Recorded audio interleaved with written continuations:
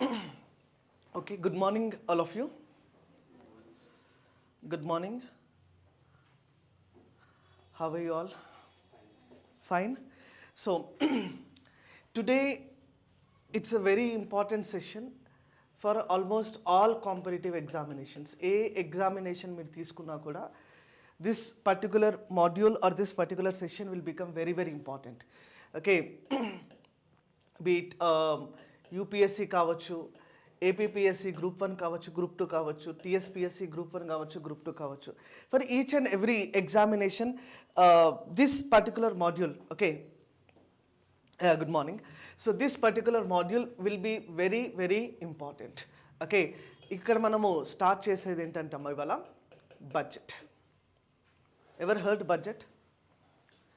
విన్నారు ఎప్పుడైనా బడ్జెట్ అని? Yes or no? Okay, what is budget? If somebody asks you to define budget, ఎలా define చేస్తారు?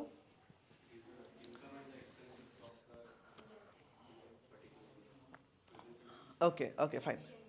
Fine, very good. So budget means it is the basically estimated expenditure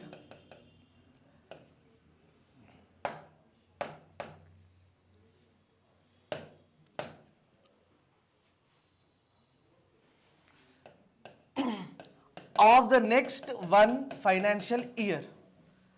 Budget is nothing but it is the estimated expenditure of the next one financial year. What I am saying here, budget document comprises of two things. Budget document lo manaku revenue untundi, expenditure untundi. But budget definition says that it is the estimated expenditure of the next one financial year. అంటే రాబోయే ఒక సంవత్సర కాలంలో whatever we are going to spend, oka anchana kharchu, it is the estimated expenditure. See, listen to me very carefully. We have two important components. So budget can be classified into two things. One is the micro budget and the other is called macro budget. This is your NCERT terminology. Micro budget as well as we have something called macro budget. Micro means small. Micro indicates small. See, listen. When we speak about the idea of micro budget, in micro budget, it is the budget which is basically prepared by the households. Who will be having this particular budget? Households. Okay, Gruha Rangam antam Telugulo. Whereas the macro budget is something which is prepared by the government. Macro budget is prepared by the government. Okay. See, when I say households are enshrined in preparing the micro budget, understand this point very clearly. See, we all belong to one household. Yes or no? We are all a part of one particular household. Within the household, there will be father, mother, maybe two kids. Family of 4 or family of 5 or family of 6. This is the size of a household. Okay. So, in this household, one person may be earning person or two persons may be earning people. Okay, understand? So when these two people are earning, here they may generate a salary of, for example, suppose 1 lakh. Suppose they are earning 1 lakh. This particular component in micro is called income. What do we call that, ma? Income. Okay. And in large terms, large sum, if we have income, that is called revenue. If the income is in large sum, then we call it as revenue. It is a term. Revenue is basically a term which is used for bulk transactions. Okay? Income is a certain term which is used for the small transactions. Okay. So, ఈ 1,00,000 రూపాయలు సంపాదిస్తే they will be spending per month this 1 lakh rupees. How do they spend? What can be the estimated expenditure in a particular month? ఏమేం ఖర్చులు పెట్టచ్చు? ఒకరు 1,00,000 రూపాయలు సంపాదిస్తున్నారంటే ఒక నెలలో ఏమేం ఖర్చులు పెడతారు? Electricity, okay, very good. Fuel, very good. Travel expenses, ఇంకా గ్రాసరీస్, వెరీ గుడ్. ఇంకా హౌస్, ఓకే, వెరీ గుడ్. ఇంకా చెప్పాలి. Clothings, okay, clothing shopping, Shopping basically, these are certain goods which we take in an annual basis. Okay, clothes, footwear are those goods which we take on 365-day basis. 365-day basis, because we don't do shopping every day, exception for girls. Okay, they do every month also. Okay, so this can be one another expenditure component. Inka em ravachu? Inka em undachu? Medical, very good. There can be medical, so on and so forth. Likewise, there are multiple modes of expenditure in a particular month. Okay, here this particular expenditure is something which is varying from month to month. Okay, again remember, savings is also one important component of household. Savings is also one another component. Here I am saying they may spend within 1 lakh or they may spend more than 1 lakh also.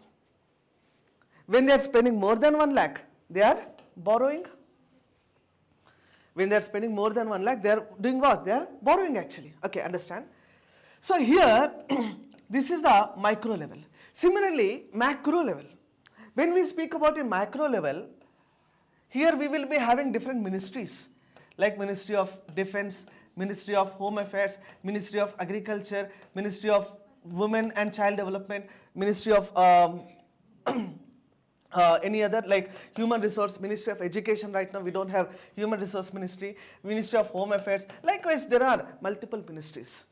Okay, each and every ministry will be giving their estimated expenditure of the next one financial year. Like Ministry of Defense may say, the next year in the coming financial year, I need some 6 lakh crore.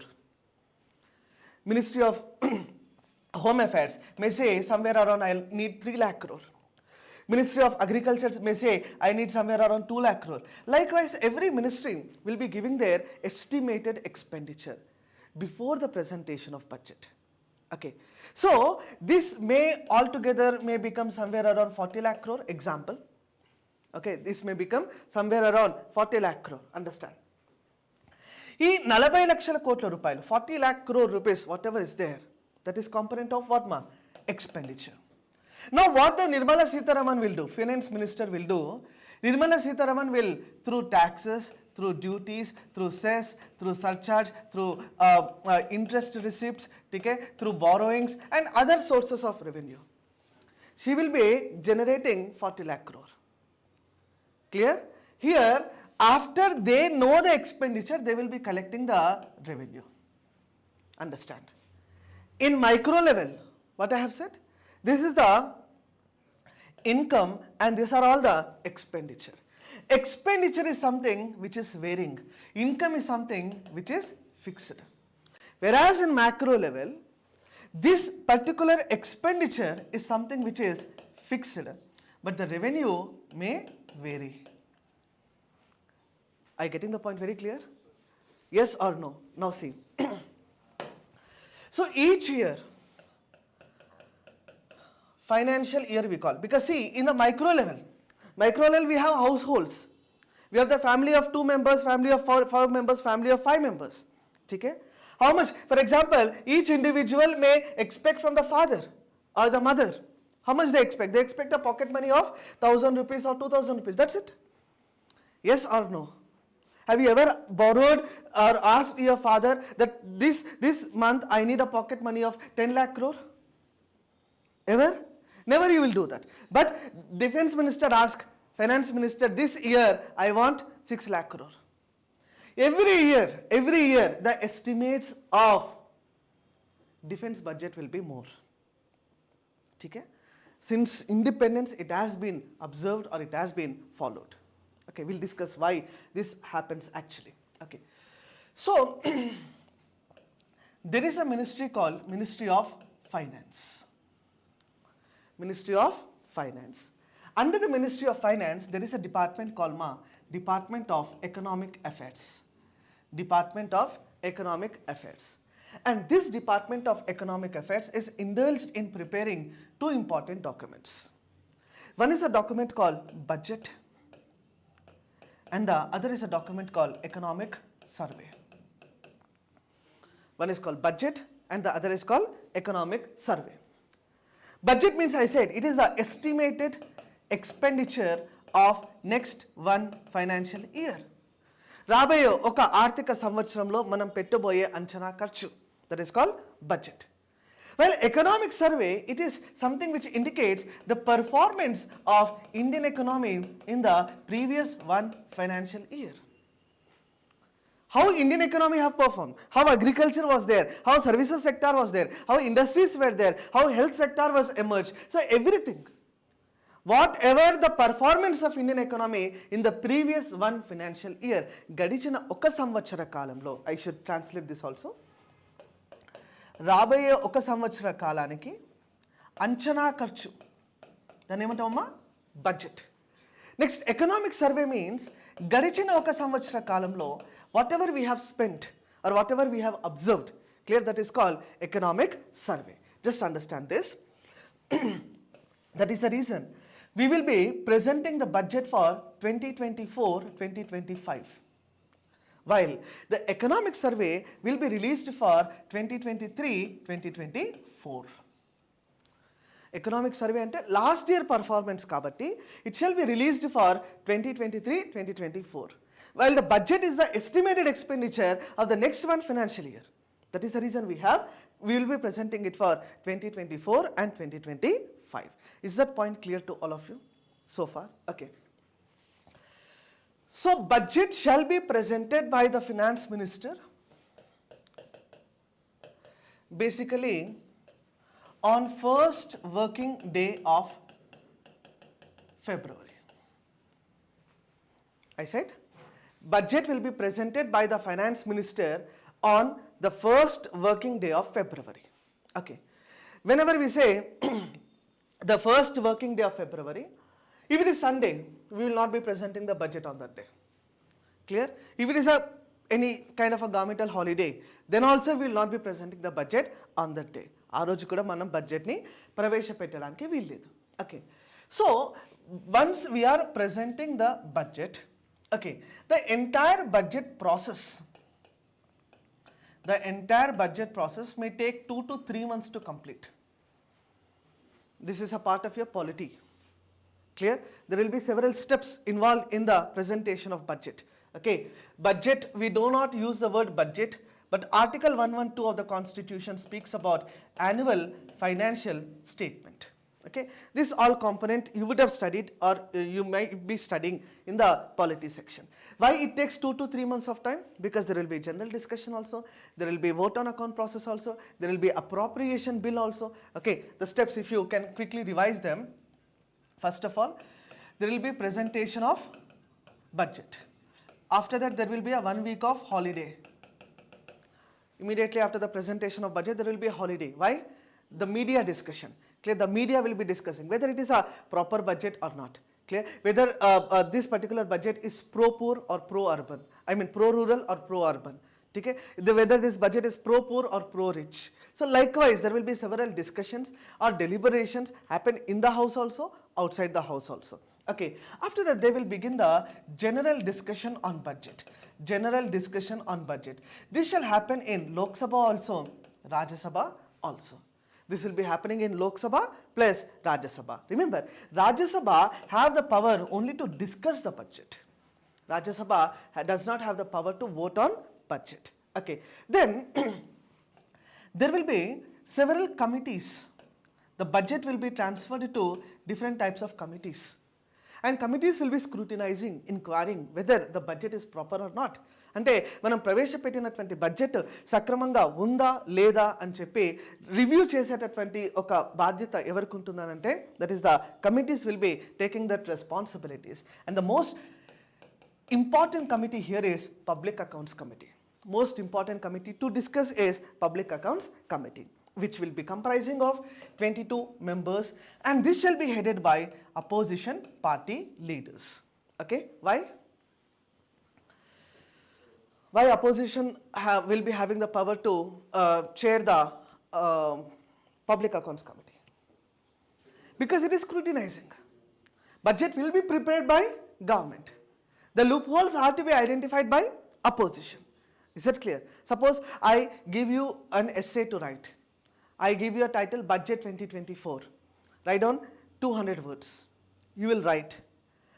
I say the test is for 10 marks. After that, you will be submitting it to me. I will do the evaluation. But what I say is, you do evaluation on your own. Then everyone will give 10 out of 10. Yes or no? Because if we ask Nirmala Sitharaman to do the scrutiny of the budget, she say everything is fair enough. Everything is very good because I prepared. Clear all of you? But that is not the right approach. That is the reason a public accounts committee shall be given leadership to the opposition party. Next.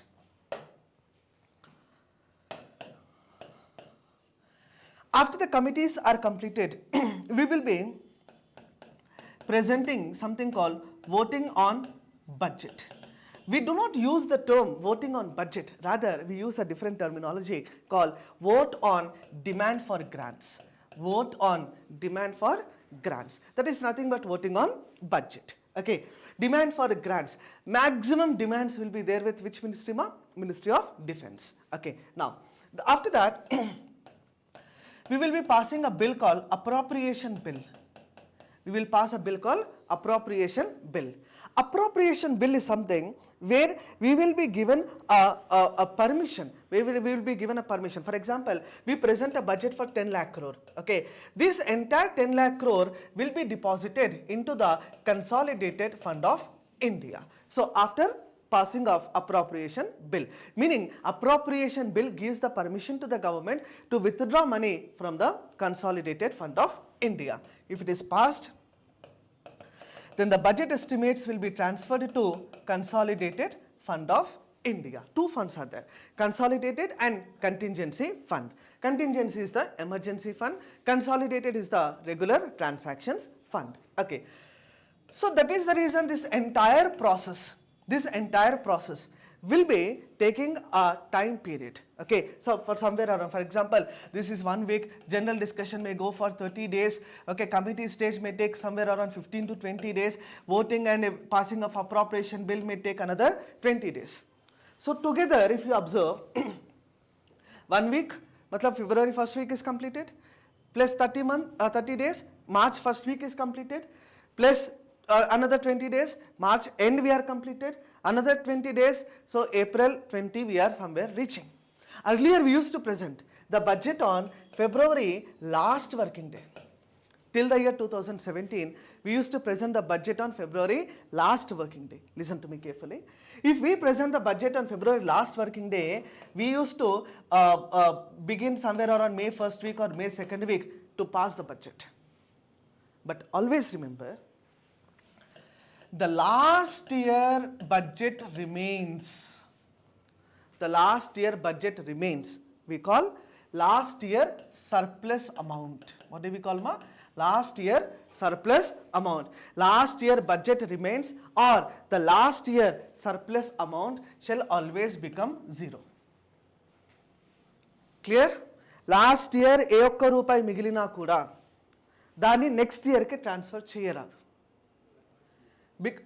Never we experience that situation. మిగులు అనేది ఎప్పుడు కూడా మనం చూడలేదు. Always we have seen something called low-to, deficit. We always have the deficits. Never we have experienced the surplus. But if at all there is surplus, that shall become what ma? 0. That is the reason government will be going for, because April 1st to March 31st. So by March 31st, everything should be spent.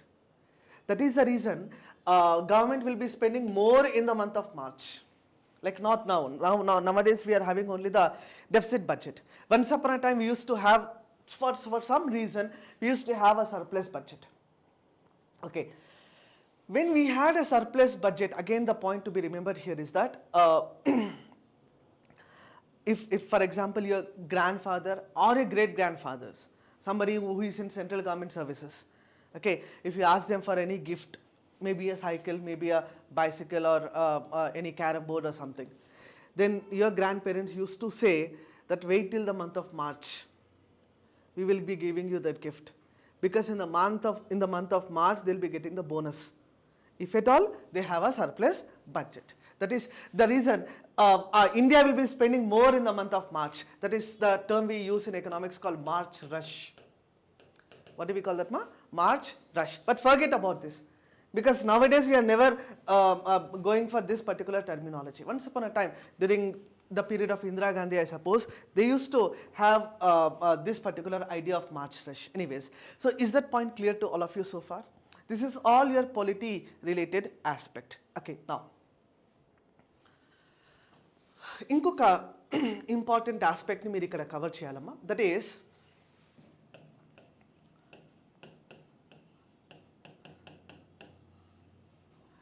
the budget.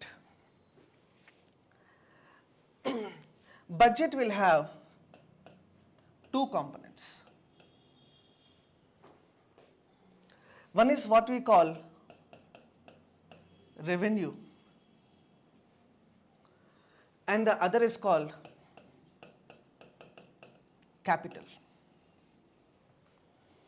One is called revenue and the other is known as what, ma? Capital. Okay, because see, these all basics will be formulated in the document which I am going to show now.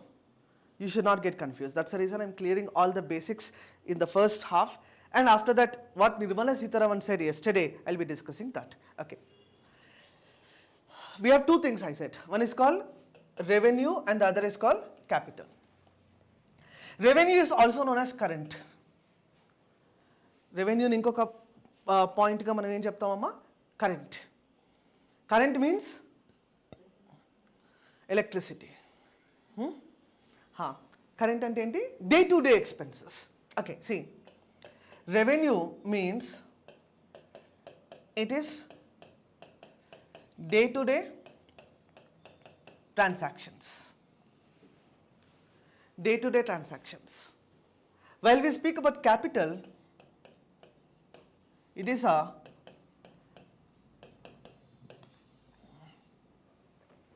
long term transaction. When we speak about capital, it is a long term transaction. When we speak about revenue, it is a day to day transactions. Just see, once your concept is clear, economics is such a subject, elaguntundante, if your concept is crystal clear, then out of 20 questions asked in your preliminary exam, and speaking about UPSC, okay, 20 questions అడిగితే ఖచ్చితంగా 15 questions can be answered. If your concept is unclear, concept అంటే నేను చెప్తున్నా మీకు, ఈ idea ఇలాంటి concept మీకు క్లియర్గా ఉంటే, beat any topic, take it any topic, concept orientation మీద క్వశ్చన్స్ వస్తాయి. I frame some questions also now. 15 questions ఒకవేళ ఎకనామీ ఒక్కటే మీకు అవార్డ్ చేస్తుంది అని అంటే, preliminary examination it will be a cake walk for you. Clear? If you are perfect with economics, preliminary examination will be a cakewalk.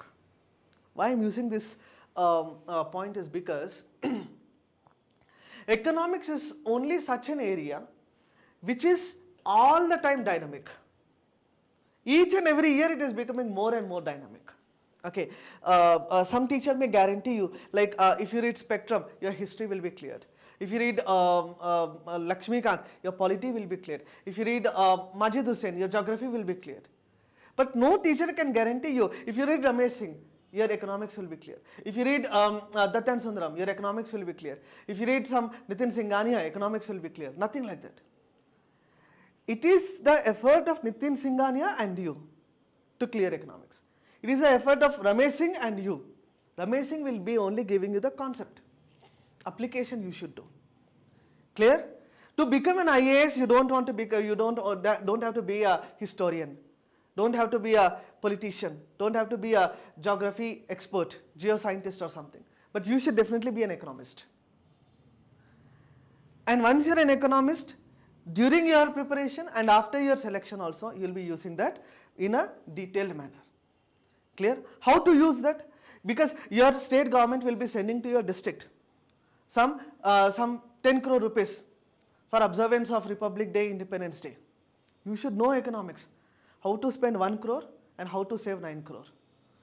9 crore in the name of district, not in your name. Okay, That is again black money, everything will become different thing. Okay, see, come back. So there are two components in the budget. One is called revenue and the other is called capital. Okay, revenue is something which is called day-to-day transaction. Capital is something which is really called long-term transactions. See, again to be very specific with you, revenue is something, దీన్ని మనం ఎలా చెప్పచ్చు అంటే, it is not creating any asset. It is not, అంటే ఈ ఖర్చు, revenue ఖర్చు ఏదైతే ఉందో, it is not creating any asset. At the same time, it is not reducing any existing liability. ఏం చెప్పినా, it is not creating any asset, ఏ ఆస్తిని రూపొందించట్లేదు. At the same time it is not reducing any form of existing liability, ఏ అప్పులు కూడా తీర్చట్లేదు. రోజువారీ ఖర్చులు, పనికిరాని ఖర్చులు అన్నది బేసికల్గా రోజువారీ ఖర్చులు, that is called revenue expenditure అంటాం.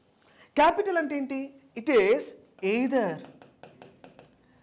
ఎయిదర్ క్రియేటింగ్ అన్ అసెట్, ఒక ఆస్తిని రూపొందిస్తుంది, or reducing a liability. ఒక అప్పును తగ్గించిన లేదా ఒక ఆస్తిని నిర్మించిన, that is called capital. For example, suppose we have constructed a big hospital, okay, maybe a government hospital, okay. This hospital construction have took somewhere around 100 crore rupees. Now you should tell me, this 100 crore is a component of revenue or capital? I am saying we have constructed a government hospital worth rupees 100 crore. This 100 crore rupees is revenue or capital? Simple question.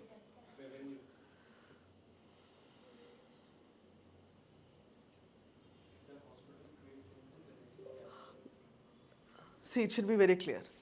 We are spending something to generate what? To generate infrastructure, to generate an asset. ఒక ఆస్తిని రూపొందించట్లేదు మనం ఇక్కడ. We are creating an asset. So this 100 crore rupees spent is called capital. For example, listen. దీని ఇనాగ్రేషన్కి మోదీ వస్తున్నాడు. Modi is coming for inauguration. Okay. If Modi is coming for the inauguration of this particular hospital, then Prime Minister Modi వస్తే మోదీకి ఒక shawl ఇవ్వాలా ఇవ్వద్దా? మోదీకి ఒక bouquet ఇవ్వాలా? Yes or no? మోదీకి ఒక వాటర్ బాటిల్ స్వీట్ ఇవ్వాలి, ఏదో ఒకటి. తినడా తర్వాత విషయం, but we should definitely give him a certain sweet also. Okay, ఈ ఖర్చులన్నీ కూడా ఒక 2 లక్షల రూపాయలు అయినా అనుకుందాం. Suppose all these expenses have touched somewhere around rupees 2 lakh. This 2 lakshal rupayalu, this 2 lakh rupees will be capital or revenue? Will be revenue. Are you getting this? Day to day expenses. The 2 lakshal rupayalu, it is not creating any asset, neither it is not reducing any form of liability. Okay, again come back, same thing we will discuss. See, budget is having two components అని చెప్పిన, revenue and capital. This revenue can further be divided into revenue receipts, revenue expenditure. Revenue receipts and revenue expenditure. Capital can further be divided into capital receipts and capital expenditure. Capital ni malli manam rendu rakaluga classify cheyachamma, capital receipts and capital expenditure. Okay, revenue receipts antuna. Revenue expenditure అంటే ఏంటి? Welfare, simple. Welfare schemes, pensions, all this are called revenue expenditure. Revenue ఖర్చులు. Revenue ద్వారా ఆదాయం ఏమొస్తుందో మనకు?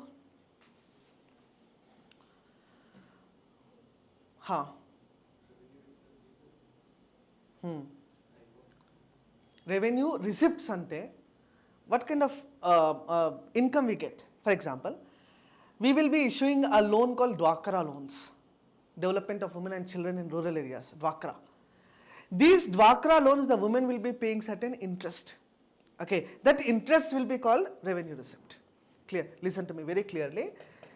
Interest receipts, clear? Be it from the existing loans or interest receipts from the state governments. For example, the central government have given a loan of 100 crore to the Telangana state. Telangana state will be paying certain interest. That interest component will be revenue receipt. Okay, listen to me very clearly. Interest payment will be a revenue receipt. For example, Telangana government have written the entire 100 crore to the center. Then it is capital receipt. Repayment of the loans. Repayment of the loans. I mean collection of the loans. Existing loans. Collection of the existing loans. That will be capital receipt. Capital expenditure. If we spend on infrastructure, that will be what, ma? That will be a capital expenditure. If we spend on, listen to me, for example, if we have borrowed some 1,000 crore from World Bank and we have returned that 1,000 crore back, is it revenue expenditure or capital expenditure? Listen to me. We have taken a loan of 1,000 crore from World Bank, suppose, and we have returned it back. When we are returning it back, this 1,000 crore will be capital component or revenue component? It's a capital, very good. For example, ఈ 1000 కోట్ల మీద మనం ప్రతి సంవత్సరం ఒక 10 కోట్ల రూపాయలు వడ్డీ కడుతున్నాం. We are spending some interest on this 1,000 crore. ఈ 10 కోట్ల రూపాయలు will be a component of revenue expenditure. But if you are repaying the loan entire, that will be a capital expenditure. Okay, మనము interest కట్టడం వల్ల it is not reducing a liability, nor it is not creating an asset. The point to be noted very clearly. Okay, so ఈ components అర్థమైందమ్మా? ఇప్పుడు నేను మాట్లాడిన ప్రతి పాయింట్ని కూడా బడ్జెట్ డాక్యుమెంట్లో వాడతాను. So that is the reason I am clearing all these basics with you people. Okay, so basically it's a very big chart. I have tried to minimize it, I have tried to cut short it. Okay, now right, capital. Which one? World Bank. What I said is this 1,000 crore rupees, it is nothing but liability antamu, but capital what we have taken. Okay, on capital we should pay what, ma? Interest. Whatever the interest we pay, interest always remember it's a revenue component. Because if we pay, for example, 10 crore rupees interest, is this 10 crore rupees interest subtracting from 1,000 crore? No, it is adding to 1,000 crore. Okay, don't get confused with the micro concept. In micro concept, if you are taking a loan, what happens?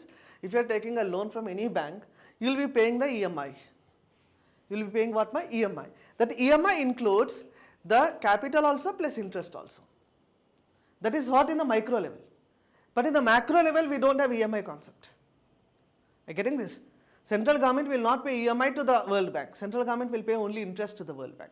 Telangana government will not pay EMI to the central government. Telangana government will be paying only the interest to the central government. Okay?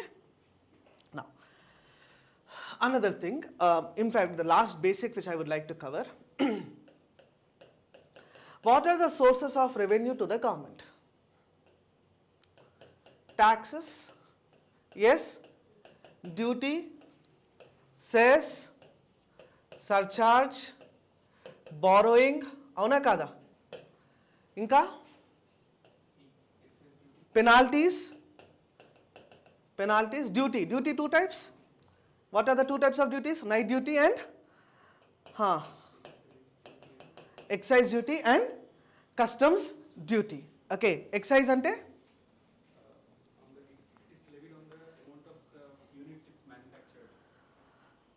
Okay, customs ante?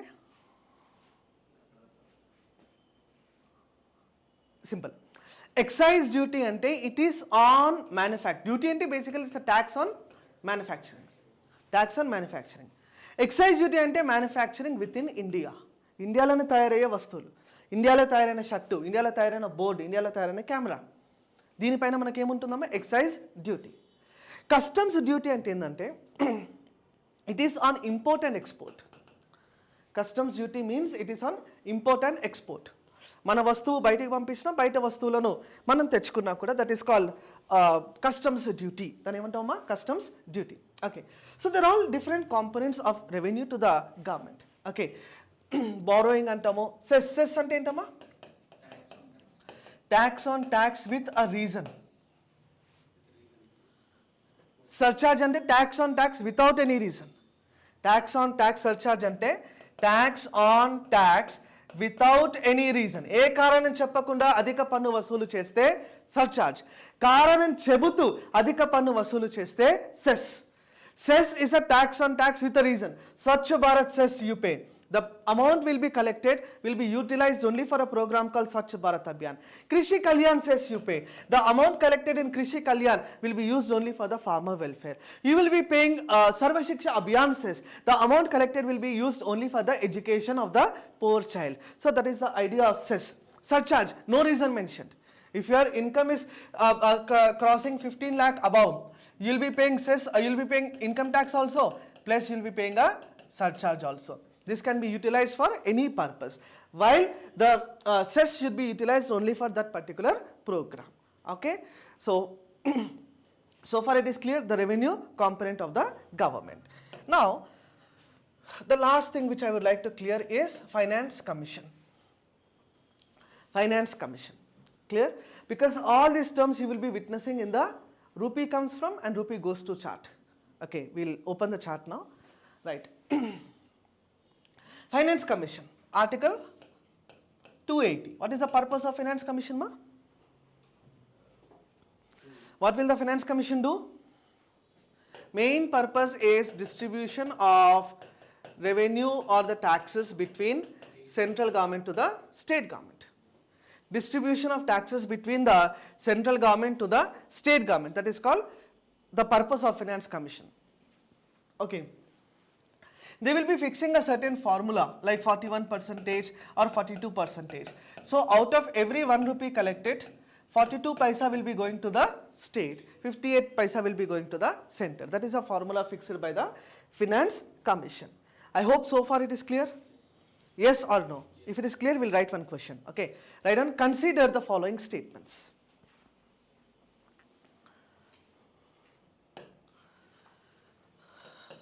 Consider the following statements. Consider the following statements. Write in the first statement.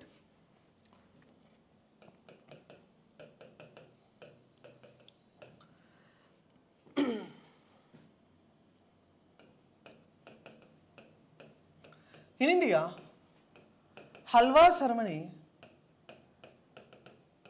is organized by Minister of Finance after the presentation of budget to the officials. In India, Halwa ceremony is organized by Minister of Finance after the presentation of budget to the officials. Right in the second statement. In interim budget, the government can propose in interim budget during an election year. In interim budget during an election year, the government can propose a new policy or scheme.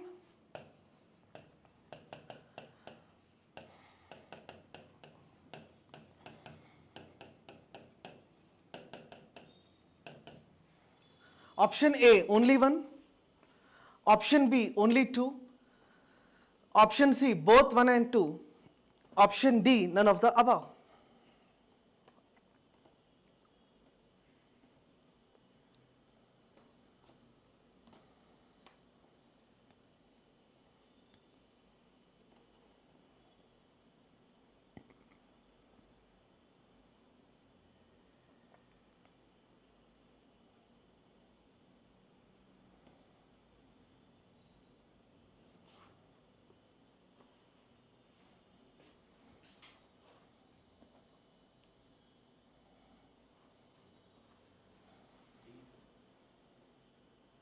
Sorry? D you are saying, okay. Anyone from online who can answer this question?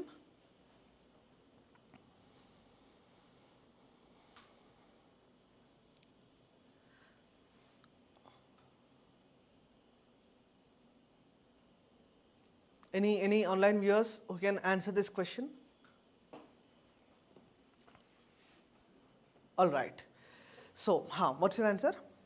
B. Yeah, Chapama. Guess something.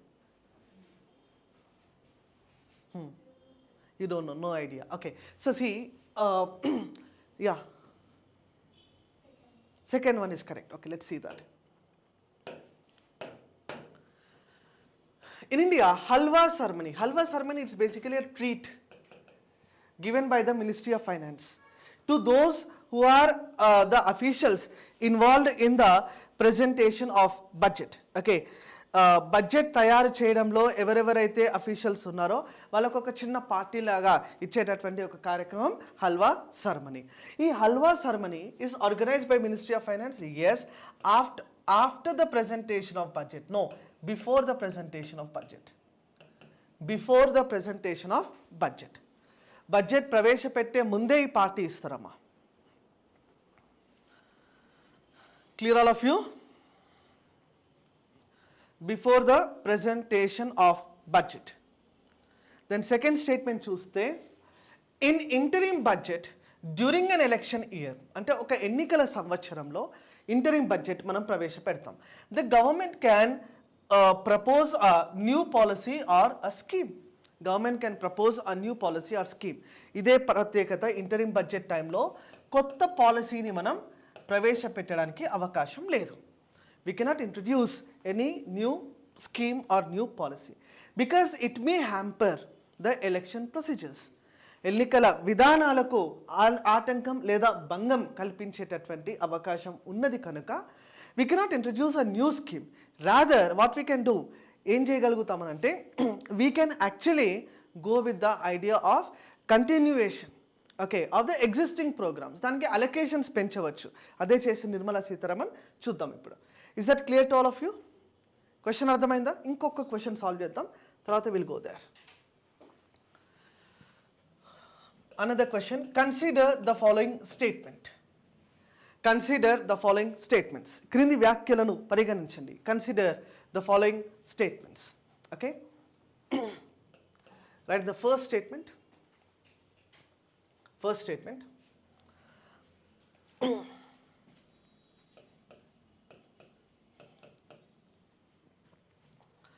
RBI manages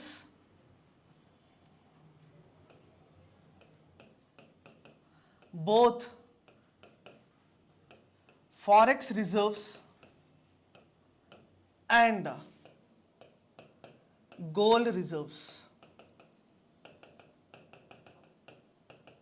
in India.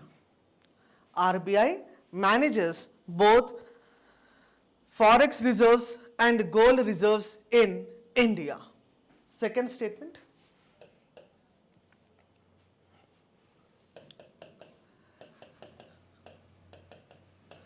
In India,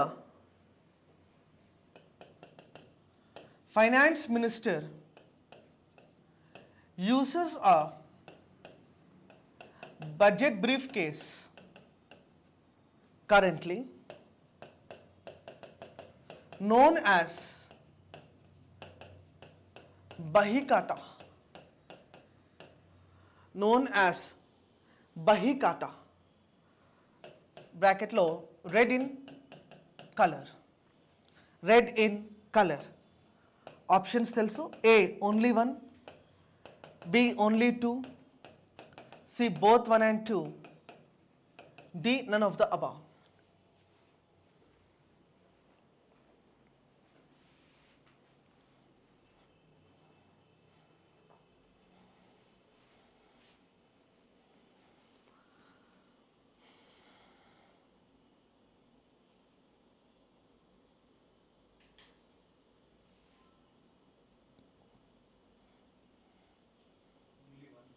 Only one. Okay, let's see that. Only two? Only two? Okay. Chapama, huh? Any idea? Skip.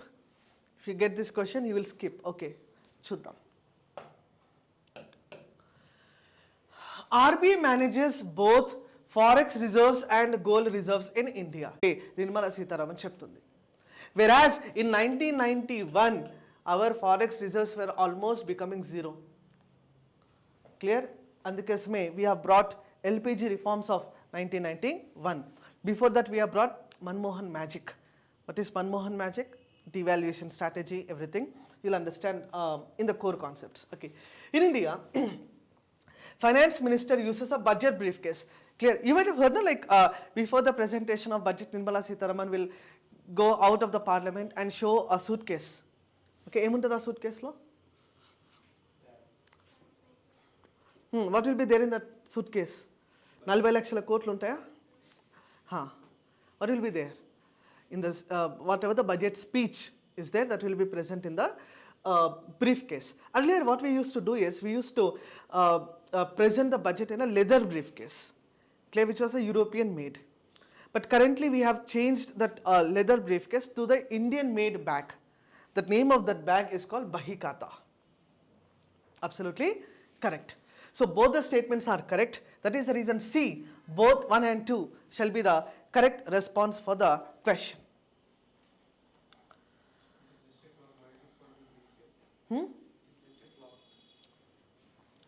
Finance Minister uses a budget briefcase currently.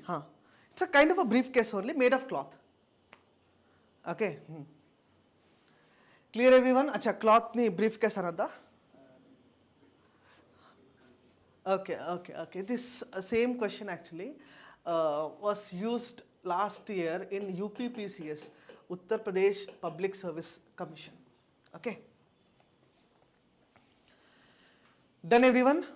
Okay. There are certain basics which you need to clear about the budget actually, and after that we will be directly shifting to what was the budget document speaking about. Okay.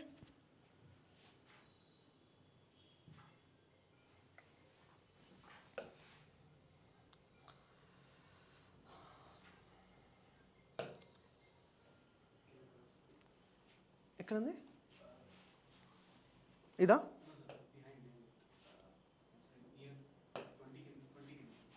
Twenty కిందనా? Okay. Pen ఎట్లా వస్తుంది? ఇదే కదా.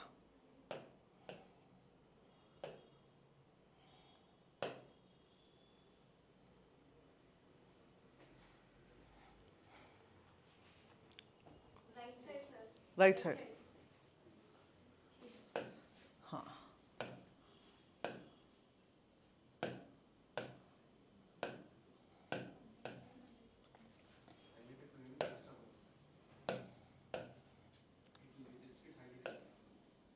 అంతేనా? రాయదా?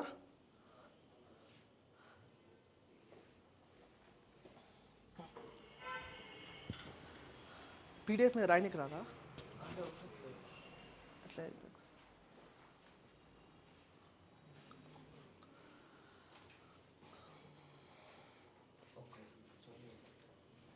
okay, anyways, no problem.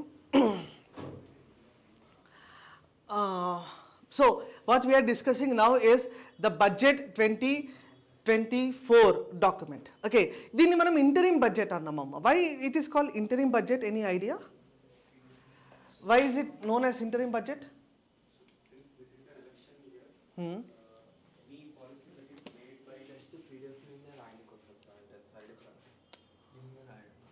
ఎట్లా?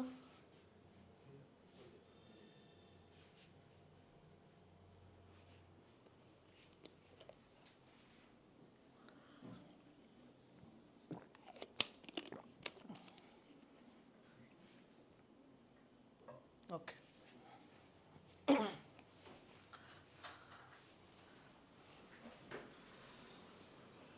Right. What is an interim budget, I'm asking? Why we call it as interim budget? It is not a full length budget. Basically, a budget is something which will be presented for April 1st to March 31st. But this time we have elections. Okay, these elections will be contested popularly by two parties. One is BJP party and the other is Indian National Congress party. If BJP continues to power, this budget will be represented. Again represented ante malli present chestaru, maybe in the month of July, something like that, after the new government is formed. If Congress party will be replacing the political power in the center, then what happens? They cannot use all this, no? They can not use Sabka Saath Sabka Vikas. They cannot use the programs like Atal Innovation Mission. They will use Indra Innovation Mission. They will replace Dindal Upadhyay with Jawaharlal Nehru. Rajiv Gandhi should be inculcated in the programs. So likewise, their policies, their mode of implementation will be differed. Clear, all of you? Yes or no? So that is the reason we will be having the idea of interim budget for the current financial year. Okay. Now, interim budget main important component is it cannot have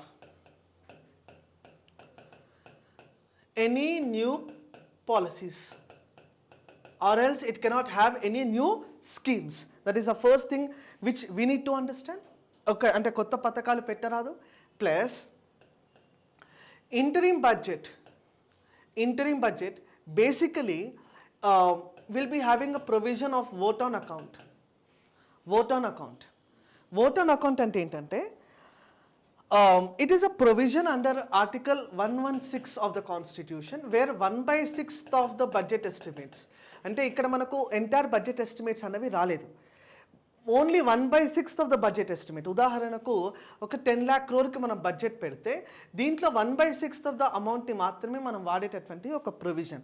that to eliminate the mismatches which may happen. నేను ఇంతకుముందు చెప్పినా కదా మీకు, like budget will be presented on February 1st, కానీ budget pass అయ్యేసరికి it may reach till the month of May.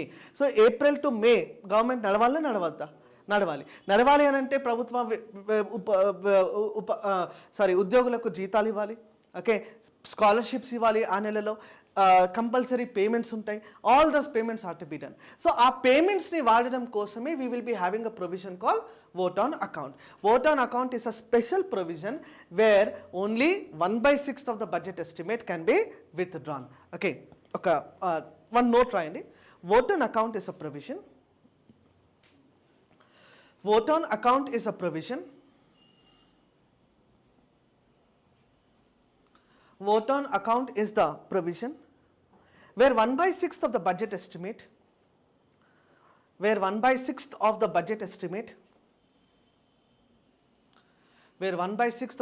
estimate can be withdrawn,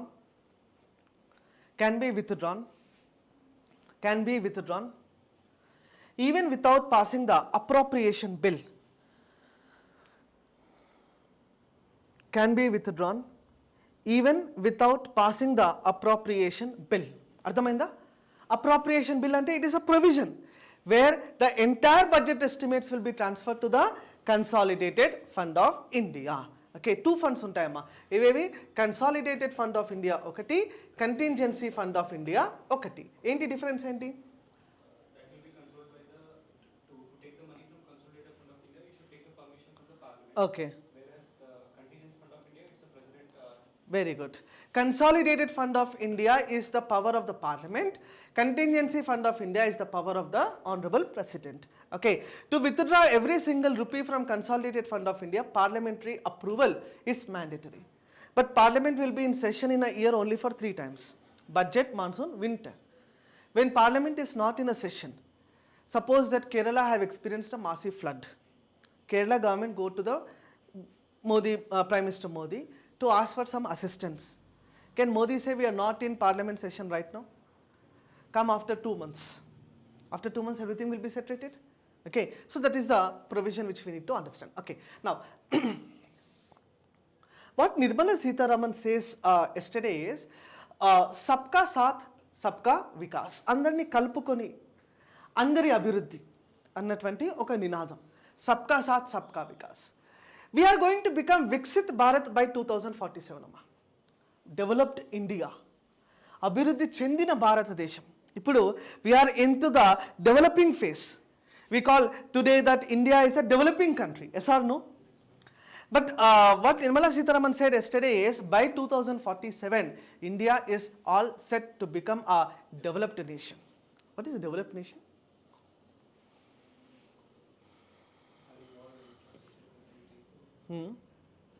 What is the difference between growth and development? If suppose somebody asks you, somebody ante UPSC will ask you. Okay, inti pakkana inti eduruga vallu adigaru. Okay, when we speak about growth, growth is basically the main motive of developed countries. Growth is the main motive of the developed nations, while development is the main motive of developing countries. అభివృద్ధి చెందుతున్న దేశాలకు అభివృద్ధి కావాలి, అభివృద్ధి చెందిన దేశాలకు వృద్ధి కావాలి. Clear all of you? We say like in cricket we say like Sachin Tendulkar have scored 100 centuries. After scoring 100 centuries, what is the opinion of Sachin Tendulkar? I have to maintain that record. 100 సెంచరీలు కొట్టిన Sachin Tendulkar next మ్యాచ్లో duck out అయితే ఎట్లుంటుంది? Okay, because that particular aspect need to be understand. అంటే ఒక set of expectation మనం fix చేసి పెట్టినాం. తర్వాత what we are expecting is definitely Sachin will be maintaining ఆ score of 50 runs 60 runs like wise. పెద్ద బాహుబలి సినిమా ప్రభాస్ తీసినాడు. బాహుబలి సినిమా తీసిన తర్వాత ఒక అటర్ ఫ్లాప్ సినిమా తీస్తే ఎట్లుంటుంది? సిమిలర్లీ ఒక డెవలప్డ్ కంట్రీకి డెవలప్మెంట్ వచ్చిన తర్వాత they should maintain the growth, they should compete with the other countries. Clear all of you? That should be the motive. But developing కంట్రీస్కి మోటివ్ ఏంటమ్మా? డెవలపింగ్ కంట్రీస్కి the motive should always be to achieve the development. See, basically development is such a phenomena which is most critical aspect in the countries like China and India, because we are the two largest populous countries in the world. Okay, right now we are in first position, China is in the second place as such. Okay, ఈ రెండు దేశాలకు కూడా ప్రస్తుతము అభివృద్ధి అన్నది it is not a easy task. Clear? The reason being, whatever we produce in our country, no doubt at all, our agriculture base is huge, food security we are ensuring good. Clear? 83 కోట్ల మంది జనాభాకు 83 crores of population in India have already reached the food security. Clear? మనం మధ్యాహ్న భోజన పథకం కింద, mid day meal scheme కింద మనం ఎంతమందికి అయితే లంచ్ పెడతామో ప్రతిరోజు, it is equivalent to the population of Brazil. Every day we are feeding one Brazil in India. That is all successes. But again the point to be noted is, whatever we produce, we are only eating. Ultimately the developed country is one where the demand is increasing, not just domestically but internationally. Okay? For example, I say we are producing tomatoes. Clear? India is producing tomatoes. I also say India is the only country to produce tomatoes. ప్రపంచంలో టొమాటోస్ని ఉత్పత్తి చేస్తున్న ఏకైక దేశం India అని చెప్తున్నా. And also WHO says, if World Health Organization, if you eat Indian tomatoes you will be free from COVID రాదు. అప్పుడు America, Germany, Japan, USA, UK, Australia, Singapore, every country we look for Indian tomatoes. Yes or no? When they look for Indian tomatoes, they should buy tomatoes. They'll go to the farmer, Indian farmer. భారతదేశ రైతు దగ్గరికి పోయి నాకు tomato ఇవ్వండి అని అడుగుతాడు, ఇస్తానని చెప్తాడు. ఇస్తానని చెప్పినాక తీసుకుపోయి $1 ఇస్తే ఆయన యాక్సెప్ట్ చేస్తాడా? Will not accept that. So first of all వీళ్ళు ఎక్కడికి పోవాలంటే RBIకి పోవాలా. ఎక్కడికి వెళ్ళాలమ్మా? RBIకి వెళ్ళాలి. RBIకి వెళ్ళి వాళ్ళ డాలర్లు ఇచ్చి మన రూపీ కొనుగోలు చేసి రైతు దగ్గరికి రావాలా. అక్కడేమవుతుంది? With the increase in demand for tomatoes, there is an increase for rupee also. There is an increase in demand for rupee also. With the increase in demand for tomato, there is an increase in demand for rupee, with which rupee value appreciate, with which dollar value depreciate. ప్రపంచం మొత్తం కూడా మన వైపు చూసే విధంగా చేయాలి. Clear? మన technology పెరుగుతుంది. అప్పుడు మన టొమాటోస్ ఏ రకంగా, మన సాయిల్ ఏంటి, మన రైతులు ఏ టెక్నాలజీని ఫాలో అవుతున్నారు, what is their intention, what is their mixing of crops, what are the pesticides we use, what are the fertilizers we use, అప్పుడు ఫారినర్స్ అందరూ కూడా వ్యవసాయం చదవడానికి ఇండియాకి వస్తారు. Then again the demand in Indian education system will also grow high. But currently that is not the scenario. Indians are going abroad. Foreigners are not coming to India to take coaching at Vishnu IAS. Yes or no? Is there anyone in the class from USA, UK? No one. Clear? So that point need to be noted. ఎప్పుడైతే ఇండియాకి demand పెరుగుతుందో then we can actually achieve this idea of Viksit Bharat or developed India. But probably yes, our tourism sector is getting more boosted. పర్యాటక రంగం అన్నది అభివృద్ధి చెందుతుంది, no doubt at all. Tourism sector is getting boosted. Nirmala Sitharaman have said we will use the Gati Shakti, PM Gati Shakti program to improve the infrastructure facilities. We'll be connecting the rivers, we'll be connecting the bridges, we'll be connecting all the tourism, ecotourism also, spiritual tourism also, cultural tourism also, and the natural beauty tourism also. And she have used yesterday in the speech, if you would have listened to the speech of Nirmala, she have used the idea of Lakshadweep. Okay, Lakshadweep. Because overnight Lakshadweep became a big star with the idea of Prime Minister Modi. Okay, so is it practical? See, again, social media is different. Economics is different. I getting. We have banned few people from traveling to Maldives. And we have made an enough attraction in Lakshadweep. But is it practical? Again, we are diverting the Indian crowd to Lakshadweep, not the foreign crowd to Lakshadweep.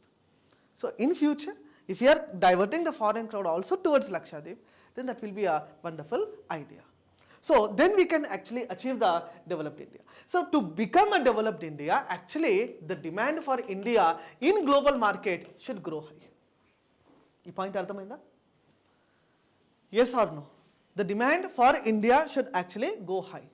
But that is not a scenario currently. Why I am saying this?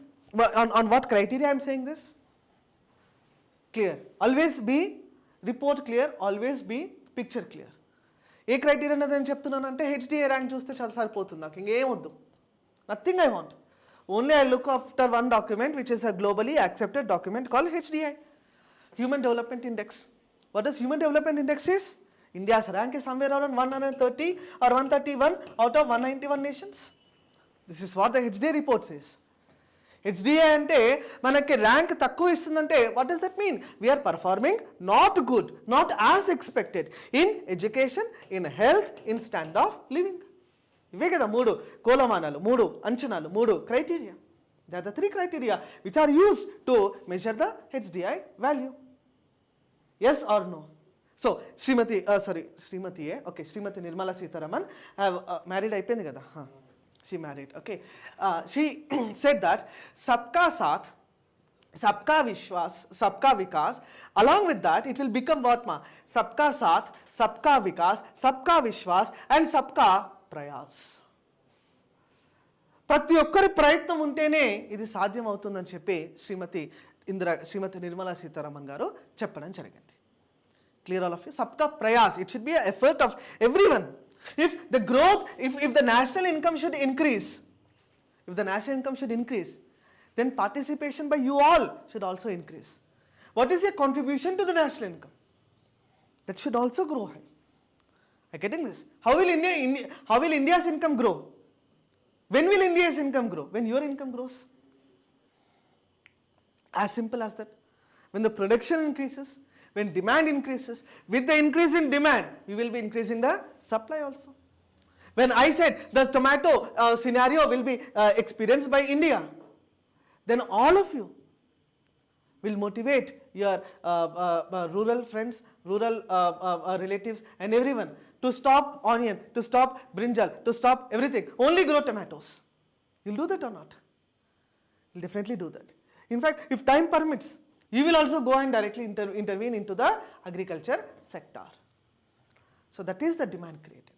But today what is the demand for USA? They are importing, they are exporting all the smartphones, they are exporting IT, they are the base for IT, they are the base for infrastructure, they are creating a dollar based, clear in the next figure I think Srimati Nirmala Sitharaman have also used dollar euro, India and world dollar GDP growth. Clear? India and world dollar. See, India dollar GDP growth she have categorized on one end, world dollar GDP growth she have categorized on other end. Okay, so what she says is India dollar GDP growth అంటే మనము డాలర్తో పోటీ పడేటటువంటి GDP growth is actually very very high as compared to the rest of the world. Okay, అంటే మనము dollar demand చేస్తున్నాం. Why this happens? Donald J. Trump became the తెలుగులో చెప్తా. Donald J Trump became the president of USA. America అధ్యక్షుడు అయిన తర్వాత Donald జే Trump ఏం చేస్తాడంటే he put certain restrictions on H1B visas. Okay, అంటే ఇతరులు భారతీయులు కావచ్చు, చైనాస్ కావచ్చు, ఎవరైనా కూడా అమెరికాలో ప్రవేశించటకు అవకాశం లేదు అన్నాడు. The reason being he says America belong to Americans, America అమెరికన్లకే చెందినది అని చెప్తూ ఉంటాడు. అంటే దాని అర్థం ఏంటి? Is trying to boost the domestic market of USA. Okay, 2 లక్షల వీసాలు విడుదల చేసేటటువంటి సమయంలో he have cut down to only 1 lakh visas, 50% తగ్గించినారు. ప్రతి సంవత్సరం అమెరికాకు పోయేటటువంటి వాళ్ళల్లో 60 నుండి 70% మంది భారతీయులే. 60 to 70% are Indians only. So Donald Trump stand ఏదైతే ఉందో that stand is actually impacting a country call India followed by China. 2 దేశాలే. నా యునైటెడ్ స్టేట్స్ ఆఫ్ అమెరికా ఎట్లా అయిపోయిందంటే it's nothing like America, it's more or less like India. There are few states like Florida, Texas, clear, Virginia, clear, ఇటువంటి రాష్ట్రాలకు పోతే అది నిజంగా మనం అమీర్పేట్లో ఉన్నామా లేదా అమెరికాలో ఉన్నామా తెలియదు. I getting this? So such a big crowd of Indians are being witness there. Indians more over Telugu. I getting this? Telugu వాళ్ళు ఎక్కువ. మీరు ఇక్కడ విష్ణు ఐఏఎస్లో ఉన్నారు, మీ ఫ్రెండ్స్ అంతా అమెరికాలో ఉన్నారా లేరా? Yes or no? మీ బీటెక్ ఫ్రెండ్సో లేదా గ్రాడ్యుయేషన్ ఫ్రెండ్సో ఎవరో ఒకరు, ప్రతి ముగ్గురిట్లో ఒకరైతే యూఎస్ఏకి పోయి ఉంటారు. క్లియర్? నా ఫ్రెండ్స్ కూడా పోయినారు, మళ్ళీ వచ్చినారు కూడా. Clear? They have come back. Donald Trump, అంతకుముందు Barack Obama, during Barack Hussein Obama was the president, they came back also. Okay, anyways, so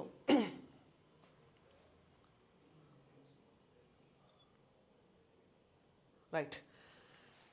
ఇంకో మాట ఏం చెప్తున్నారంటే పీపుల్ సెంట్రిక్ ఇన్క్లూజివ్ డెవలప్మెంట్, అంటే ప్రజలను కలుపుకొని సమ్మిళిత వృద్ధి సాధిస్తామని చెప్తున్నారు. ప్రజల కలయికతో, పీపుల్ సెంట్రిక్, ప్రజల కలయికతో సమ్మిళిత వృద్ధి అన్నారు. అంటే substantive development of all forms of infrastructure, physical కావచ్చు, డిజిటల్ కావచ్చు, సోషల్ కావచ్చు. ఎవరైనా ఎక్స్పెక్ట్ చేస్తున్నామా మనం ఈ గవర్నెన్స్ ఇంత ఎఫెక్టివ్ స్టెప్ తీసుకుంటుందని చెప్పి? Never we have expected. Yes or no?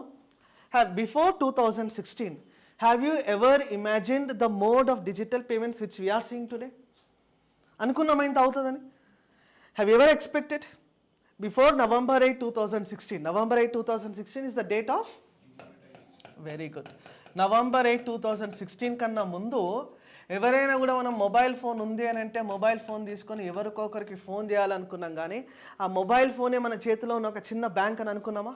అనుకోలేదు. But it is a revolution which have started. Clear all of you? నిన్న అంటే మొన్న రీసెంట్గా భారతదేశ గణతంత్ర దినోత్సవ వేడుకలు, okay, republic day celebrations of ఇండియాకి Emmanuel Macron have attended as the chief guest of the republic day event. వాళ్ళిద్దరు కలిసి షాపింగ్ పోయినారు. వాళ్ళిద్దరు అంటే ఎమాన్యుయల్ ప్లస్ మోదీ ఇద్దరు కలిసి షాపింగ్ పోయినప్పుడు Modi have done online transaction and have shown it to Emmanuel. Okay, basically మన digital transaction model is inspired from France also. Clear all of you? France నుండే మనం దాన్ని ఆదర్శంగా తీసుకుని, in fact our GST model is also based on France itself. Okay, anyways, so next, digital public infrastructure promoted formalisation and financial inclusion. ఖచ్చితంగా ఇది జరుగుతుంది కదా, because Pradhan Mantri Jan Dhan Yojana, you might have heard of a programme call Pradhan Mantri Jan Dhan Yojana. ఒకప్పుడు MG NREGA అని చెప్పి ఒక కార్యక్రమం ఉంటున్నాయి, ఇప్పుడు కూడా ఉందనుకోండి. MG NREGA, Mahatma Gandhi national rural employment guarantee act, Mahatma Gandhi జాతీయ గ్రామీణ ఉపాధి హామీ చట్టం. ఈ చట్టం ద్వారా ఏం చేస్తున్నామంటే కనీసం అంటే 100 రోజుల ఉపాధి మనం కల్పిస్తున్నాం. 100 days of employment will be provided to the unorganised sector employees. ప్రతిరోజు వేతనం 100 రూపాయలకు తక్కువ ఉండరాదు. Each and every day salary should not be less than ₹100. Okay, 5 kilometre రేడియస్లోనే పని కల్పించాలి. వితిన్ 5 కిలోమీటర్ డిస్టెన్స్లోనే ఉపాధి అన్నది కల్పించాలి. 5 కిలోమీటర్ దాటితే ట్రావెల్ అలవెన్స్ అన్నది ఇవ్వాలి. జాబ్ కార్డ్ అన్నది ఒకటి ఇస్తారమ్మా, జాబ్ కార్డ్. ఈ జాబ్ కార్డ్ నుండి 100 రోజులు పని కల్పించకపోతే ఆ 100 days సాలరీస్ని ఫ్రీ ఆఫ్ కాస్ట్గా ఇవ్వాలి. పని చేపియకుండానే మనము 100 days సాలరీస్ ఇవ్వాలి. That is the idea of MG NREGA, Mahatma Gandhi national rural employment guarantee act అని చెప్పేసి చెప్తాం. ఈ ఎంజీ నరేగా కింద మనం ఏం చేస్తున్నామంటే, అంటే ఇంతకుముందు ఏమయ్యేదంటే 100 రూపాయలు ఇచ్చే దగ్గర ఒక 90 రూపాయలు ఇచ్చేవాళ్ళు. Because central government, vendor, beneficiary, మధ్యలో మధ్యవర్తులు ఉన్నారు, వెండర్స్ ఉన్నారు. ఈ వెండర్స్ ఏం చేసేవాళ్ళంటే 100 రూపీస్ ఇచ్చే దగ్గర only 90 rupees, 95 rupees, 96 rupees. So that corruption use to undergo. PM మోదీకి ఒక ఐడియా వచ్చింది. ఐడియా ఏంటంటే, why this middle men in between, వీళ్ళని ఎలిమినేట్ చేయాలి. వీళ్ళని ఎలిమినేట్ చేయాలంటే ఏం చేయాలా, బెనిఫిషరీస్ నేమ్ మీదనే ఒక బ్యాంక్ అకౌంట్ ఓపెన్ చేయాలి. లబ్ధిదారుని పేరు మీదనే ఒక బ్యాంక్ ఖాతాని తెరవాలి. బెనిఫిషరీ పేరు మీద బ్యాంక్ అకౌంట్ ఓపెన్ చేయాలంటే, ఒక బ్యాంక్ అకౌంట్ ఓపెన్ చేయాలంటే 1000 రూపాయలు, 2000 రూపాయలు, 3000 రూపాయలు తీసుకుంటారు. అవన్నీ కూడా లేకుండా నో ఫ్రిల్స్ అకౌంట్ ఎందుకు మనం ఓపెన్ చేయొద్దు. నో ఫ్రిల్స్ అకౌంట్ అనగా zero balance account, zero balance అకౌంట్స్ని ఓపెన్ చేద్దాం. ఓపెన్ చేసి మోదీకి ఒక 100 రూపాయలు వీళ్ళకి ఇవ్వాలనంటే entire 100 rupees will be credited in to the bank account. 500 రూపాయలు ఇవ్వాలంటే 500 రూపాయలు will be credited in to the bank account. దీన్ని మనం ఏమంటామంటే డీబీటీ అంటామమ్మా, డైరెక్ట్ బెనిఫిట్ ట్రాన్స్ఫర్. ఏమంటుందని, DBT, direct benefit transfer. Andhra Pradesh మీరు వినే ఉంటారు, ఆంధ్రప్రదేశ్ స్టేట్లో the chief minister Jaganmohan Reddy ఎప్పుడు కూడా అంటుంటారు, ఒక బటన్ నొక్కుతా అని. ఏ బటన్ నొక్కుతానంటే DBT button. Okay, so DBT అంటే ఏంటి, డైరెక్ట్ బెనిఫిట్ ట్రాన్స్ఫర్. ఒక బటన్ నొక్కితే ప్రతి అక్క ఖాతాలో, ప్రతి చెల్లెమ్మ ఖాతాలో, ప్రతి అన్న ఖాతాలో, ప్రతి రైతు ఖాతాలో డబ్బులు వెళ్తున్నాయనంటే that is the idea of direct benefit transfer. Okay, so ఈ డైరెక్ట్ బెనిఫిట్ ట్రాన్స్ఫర్కి ఇక్కడ మనం ఓపెన్ చేసినటువంటి ఈ అకౌంట్ని ఏమన్నామంటే అమ్మా, జన్ధన్ అకౌంట్స్ అన్నాం. ఏమంటామా దాన్ని, జన్ధన్ అకౌంట్స్. ఈ ప్రోగ్రామ్ యొక్క కంప్లీట్ ఐడియానే మనము ప్రధానమంత్రి జన్ ధన్ యోజన అంటాం. Complete idea of the program is call Pradhan Mantri Jan Dhan Yojana. దాని గురించి ప్రస్తావన చేసింది నిర్మలా సీతారామన్, చెప్తా.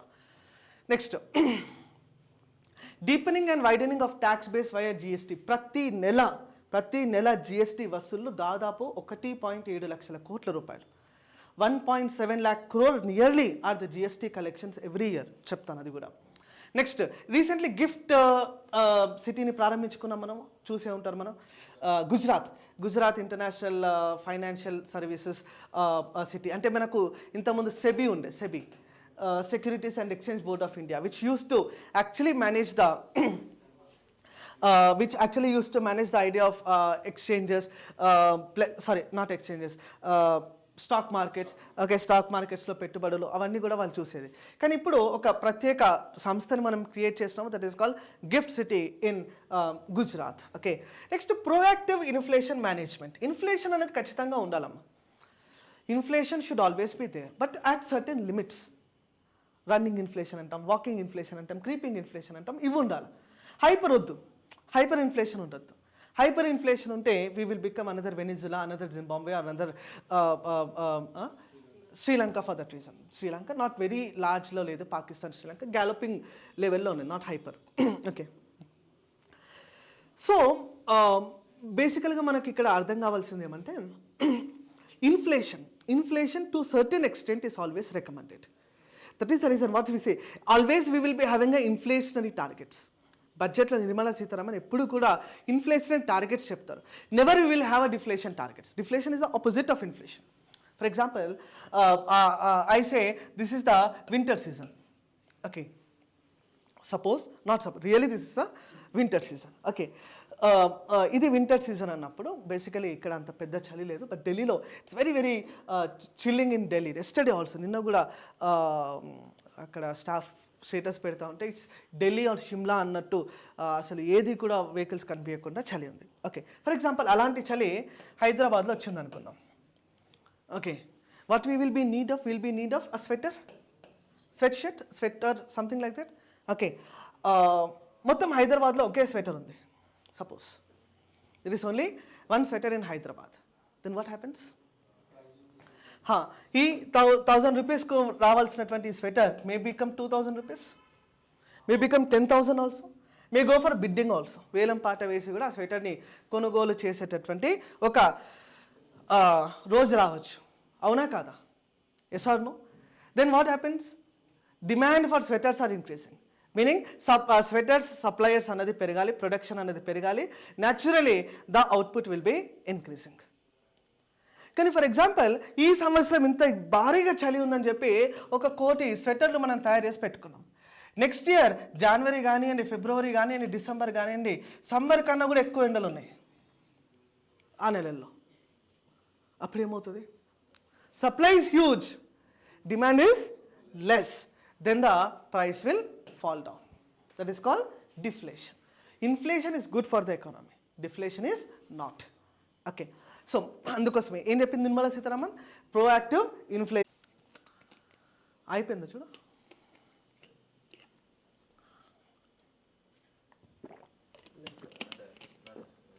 వస్తుందా? Each and every part of the country are becoming the active participants in the economic growth అని చెప్పి నిర్మలా సీతారామన్ చెప్తుంది. నెక్స్ట్, గరీబ్ కళ్యాణ్ దేశ్ కా కళ్యాణ్ అన్నది. గరీబ్ కళ్యాణ్ దేశ్ కా Kalyan. What you mean Garib Kalyan? Welfare of the poor is welfare of the country, that is good, but Garib Kalyan, see, always our targeted sections. Evaru undali ani antama. Our society will be released, divided into like this. See, rich, upper middle class, lower middle class, APL, BPL, Antyodaya. They are the different sections in Indian society. Okay, rich, upper middle class, lower middle class, upper poverty line, below poverty line, and Antyodaya. మనము ఏ ఒక్క benefit ఇచ్చినా కూడా that should reach the Antyodaya section. ఏ ఒక్క పథకం మనం పెట్టినా కూడా అంత్యోదయ, పూరెస్ట్ ఆఫ్ ద పూర్కి చేరాలి. సో దానికోసం మనము గరీబ్ కళ్యాణ్ యోజన అనేటువంటి ఒక పథకాన్ని స్టార్ట్ చేసినాం. That was during the basically ఇక్కడ మీకు చెప్పాలంటే ఐడిఎస్ ఇన్కమ్ డిస్క్లోజర్ స్కీమ్ లేదా voluntary disclosure of income scheme అని చెప్పి ఒక పథకాన్ని తీసుకొచ్చినామమ్మ.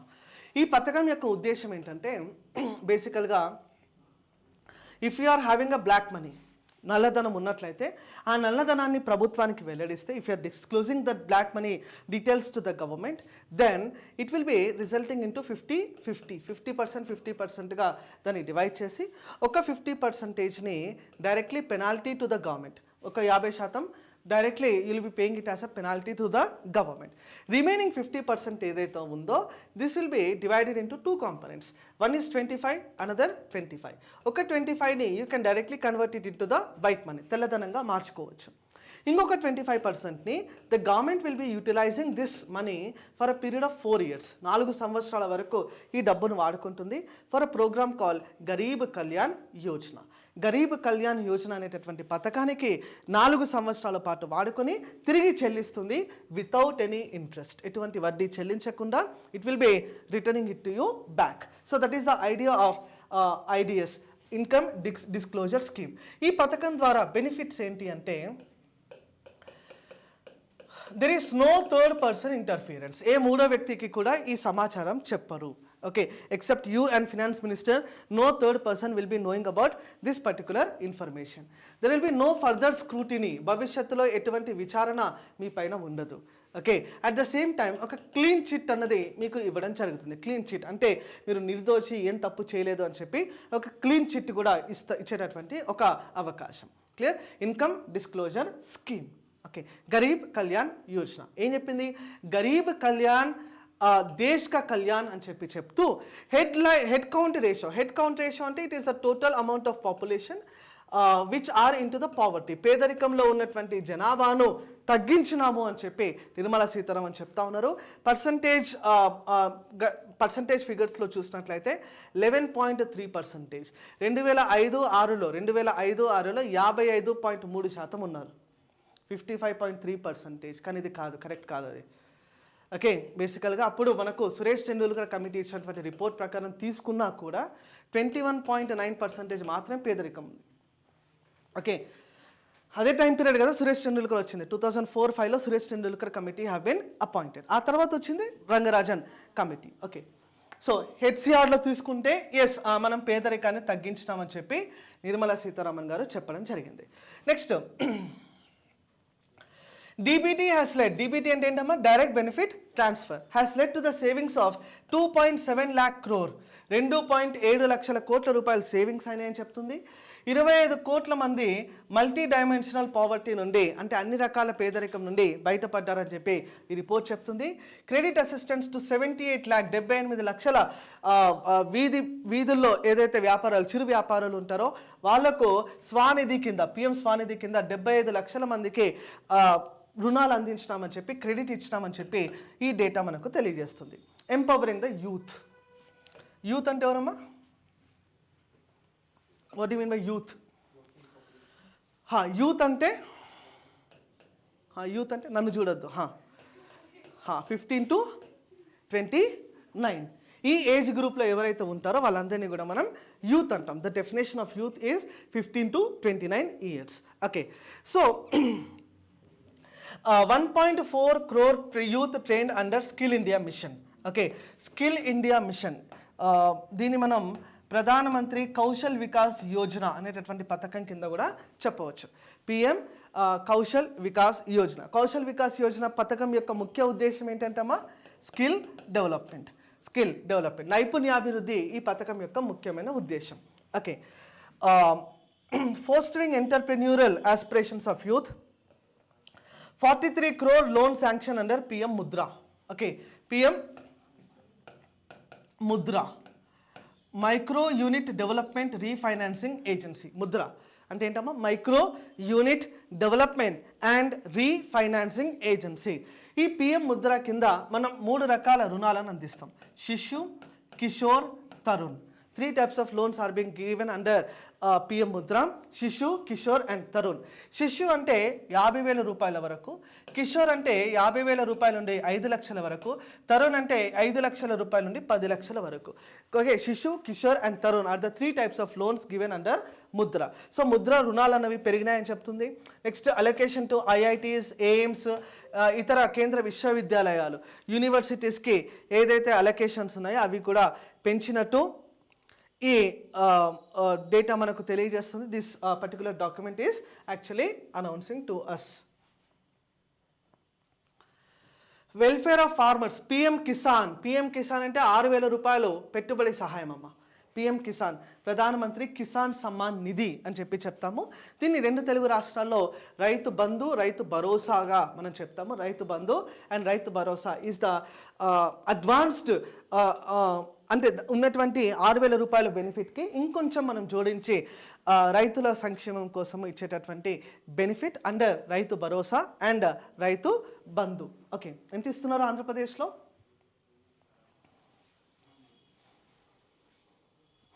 How much is given in Andhra Pradesh? 13,500 రూపాయలు, 13,500 rupees is given in the state of AP.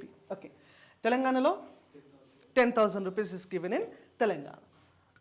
Now, crop insurance to 4 crore farmers under PM Fasal బీమా యోజన. ఫసల్ బీమా యోజన అంటే పంట బీమా పథకం అమ్మ. ఫసల్ బీమా యోజన ఇక్కడ 3 రకాల పంటలకు బీమా కల్పిస్తారు, like Kharif, Rabi and horticulture. Kharif crops, Rabi crops and ఉద్యానవనాలు, హార్టికల్చర్, ఫ్రూట్స్ అండ్ వెజిటేబుల్స్ని హార్టికల్చర్ అంటాం. సో 3 రకాల క్రాప్స్కి కూడా మనము క్రాప్ ఇన్సూరెన్స్ ఇస్తున్నాం, Kharif, Rabi and horticulture crops. ఈ నామ్ ద్వారా 3 లక్షల కోట్ల రూపాయల విలువ గల ట్రేడింగ్ జరుగుతుందని చెప్తున్నాం. ఈ నామ్ అంటే national agriculture markets, electronic national agriculture market అంటే ఈ కామర్స్ని ప్రమోట్ చేయడం, ఈ ట్రేడ్ని ప్రమోట్ చేయడం. That is the main idea of ఈ నామ్స్. ఓకే, ఈ నామ్ బేసికల్గా మనకు 3 ఫార్మ్ బిల్స్ టైంలో చాలా యూజ్ చేస్తామమ్మ దీన్ని. 3 వ్యవసాయ బిల్లులు చట్టాలు, కానీ ఆ 3 బిల్లులు కూడా రద్దు అయిపోయినాయి ప్రస్తుతం. They are not applicable currently. Next Nari Shakti. Nari అంటే ఉమెన్, మహిళా శక్తి. 30 కోట్ల Mudra Yojana loans disburse to the women entrepreneurs. Okay, 30 లక్షల రుణాలు, 30 కోట్ల రుణాలు, 30 crore loans are being granted to the women under Mudra. Okay, increased female enrolment in higher education by 28% in 10 years. Higher ఎడ్యుకేషన్లో dropout ratio ఎక్కువ ఉండే ఒకప్పుడు. ఓకే, డ్రాప్అవుట్ రేషియో తగ్గించి enrolment ratio పెరిగిందని చెప్పి ఈ రిపోర్ట్ తెలియజేస్తుంది. 43% of the female enrolment in STEM, science, technology, engineering, మ్యాథమెటిక్స్లో ఉమెన్ యొక్క జాయినింగ్స్ అనేవి పెరిగినాయని చెప్తుంది. సెల్ఫ్ హెల్ప్ గ్రూప్స్ ద్వారా 1 crore women assisted by 83 lakh SHG to become లక్షపతి దీది, లక్షాధికారులు, అక్క చెల్లెళ్ళు లక్షాధికారులు అయినారని చెప్పి ఈ డేటా మనకు తెలియజేస్తుంది. ఓకే, 1 కోటి మంది మహిళలు. Rise in female labour force participation rate 2017-18లో 23.3% ఉంటే 37% పెరిగింది. మహిళలు వర్క్ ఫోర్స్లో పార్టిసిపేట్ చేస్తున్నారమ్మా. వర్క్ ఫోర్స్ కాదు, basically labour force. Labour force LFPR minus WFPR, workforce participation rate, is equal to unemployment. అంతే కదా, labour force minus work force is equal to unemployment. Simple, అంతే చెప్పచ్చు కదా మనం.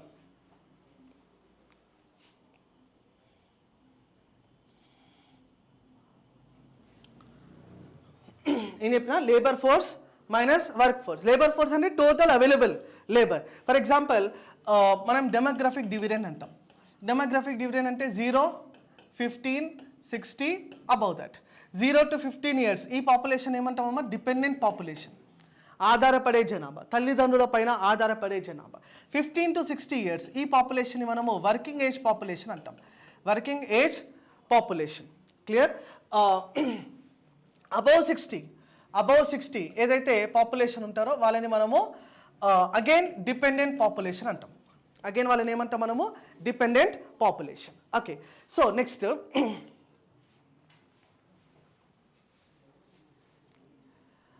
Strategy for Amrit call. Okay, strategy for Amrit call. Commitment to meet net zero by 2017. Net zero emissions, ఇది మీరు ఎన్విరాన్మెంట్లో కూడా చదువుతారు. వయబిలిటీ గ్యాప్ ఫండింగ్, VGF అంటాం. What is VGF? For example ఒక ప్రాజెక్ట్ ఉంది. ఈ ప్రాజెక్ట్ యొక్క విలువ 100 కోట్ల రూపాయలు. ఒక కాంట్రాక్టర్ని పిలుస్తాం. ఈ కాంట్రాక్టర్ 100 కోట్ల రూపాయలకు చేస్తానంటే వైబుల్. 100 కోట్లకు చేయలేను, దీనికి ఒక 120 కోట్ల రూపాయలు అవుతుందంటే ఆ 20 crore రూపీస్ని VGF ద్వారా, వయబిలిటీ గ్యాప్ ఫండింగ్ ద్వారా the government will be giving that money. Okay, phased mandatory blending of CNG, PNG and compressed biogas అంటే ఎన్విరాన్మెంటల్ ప్రొటెక్షన్ కోసం అన్ని చర్యలు తీసుకుంటా ఉన్నారు. Financial assistance for procurement of biomass, aggregation machinery, roof top solarization. 1 crore households will be enabled to obtain 300 units of free electricity per month. మనం ఒక scheme తీసుకొచ్చినాం. India is right now 100% electrified అంటున్నాం.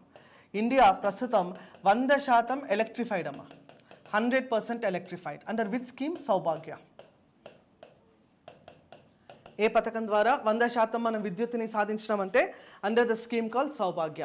Sahaj Bijli Har Ghar Yojana. What is Saubhagya? Sahaj Bijli Har Ghar Yojana. Okay, ఈ పథకం ద్వారా మనము 100% విద్యుత్తును సాధించడం జరిగింది. 100% electricity we have achieved. Next, adoption of buses for public transport network. ఈ వెహికల్స్ని మనము ఎన్హాన్స్ చేస్తామని చెప్తా ఉన్నారు. Next, new scheme of bio manufacturing and bio foundry to be launched to support environmental friendly initiatives. Okay, 10 కోట్ల కన్నా ఎక్కువ LPG connections ఇచ్చినారమ్మా under Pradhan Mantri Ujjwala Yojana. Ujjwala Yojana పథకం కింద 10 కోట్ల కన్నా ఎక్కువ కొత్త LPG గ్యాస్ కనెక్షన్స్ ఇచ్చినాం. అందుకోసమే Ujjwala Yojana have entered into Guinness book of world records. అందుకొరకే Ujjwala Yojana scheme have entered into Guinness book of world records. Okay, Ujjwala Yojana. Next, 36.9 crore LED bulbs 36.9 కోట్ల ఎల్ఈడి బల్బులు ఇచ్చినాం under Ujala Unnat Jyoti affordable LED for all. Ujala Unnat Jyoti affordable LED for all. Next LED street lamp programme కింద 1.3 కోట్ల LED బల్బులను పెట్టినామని చెప్పి ఈ data మనకు తెలియజేస్తుంది. Infrastructure and investment. Okay, 3 major railway corridor programs under PM Gati Shakti to improve logistics efficiency and reduce cost. Okay, like dedicated freight corridor అని చెప్పి ఒక ప్రోగ్రామ్ని మనం తీసుకొచ్చినాం. Eastern dedicated freight corridor and western dedicated freight corridor. Promotion of foreign investment via bilateral investment treaties to be negotiated. Okay, విదేశీ పెట్టుబడులను ప్రోత్సహిస్తాము. Udaan scheme కింద expansion of existing airports and comprehensive development of new airports, కొత్త విమానాశ్రయాలు నిర్మిస్తాము under ఉడే దేశ్ కే ఆమ్ Nagarik. Okay, Udaan, దీన్ని మనం RCS అని కూడా అంటామమ్మా, రీజనల్ కనెక్టివిటీ స్కీమ్ అని చెప్పి కూడా దాన్ని మనం చెప్తాము. అంటే airports will be constructed at all the major towns, అన్ని ముఖ్య నగరాల్లో కూడా విమానాశ్రయాలు అన్నది ఏర్పాటు చేయాలి. దీనికి ఆర్సిఎస్కి best example is Kadapa and Kurnool airport in Andhra Pradesh. ఆంధ్రప్రదేశ్లో నూతనంగా ఏర్పడినటువంటి కడప విమానాశ్రయం, అదే రకంగా కర్నూలు విమానాశ్రయం దీనికి బెస్ట్ ఎగ్జాంపుల్ కింద మనం చెప్పవచ్చును. Next, promotion of urban transformation metro line and Namo Bharat recent టైమ్స్లో PM Modi have inaugurated Namo Bharat rail also. Vande Bharat కూడా దాదాపుగా 40,000 కోచ్లను వందే భారత్ కోచ్లుగా మారుస్తానని చెప్పి కూడా నిర్మలా సీతారామన్ చెప్పినారు. ఎఫ్డిఐ ఇన్ఫ్లో పెరిగింది, ఫారెన్ డైరెక్ట్ ఇన్వెస్ట్మెంట్ అన్నది పెరిగిందని చెప్తుంది. క్యాపిటల్ ఎక్స్పెండిచర్, ఇంతకుముందు చెప్పినా కదా మీకు, రెవెన్యూ అండ్ క్యాపిటల్ ఎక్స్పెండిచర్ అనేది పెరుగుతుందంటే ఖచ్చితంగా it is resulting in to good economy. Okay, వెనుకబడిన జిల్లాలు ఆస్పిరేషనల్ డిస్ట్రిక్ట్ ప్రోగ్రామ్ ఎవరు నిర్వహిస్తున్నారమ్మా దీన్ని? NITI Aayog. Who is taking care of this program? NITI Aayog. What is NITI?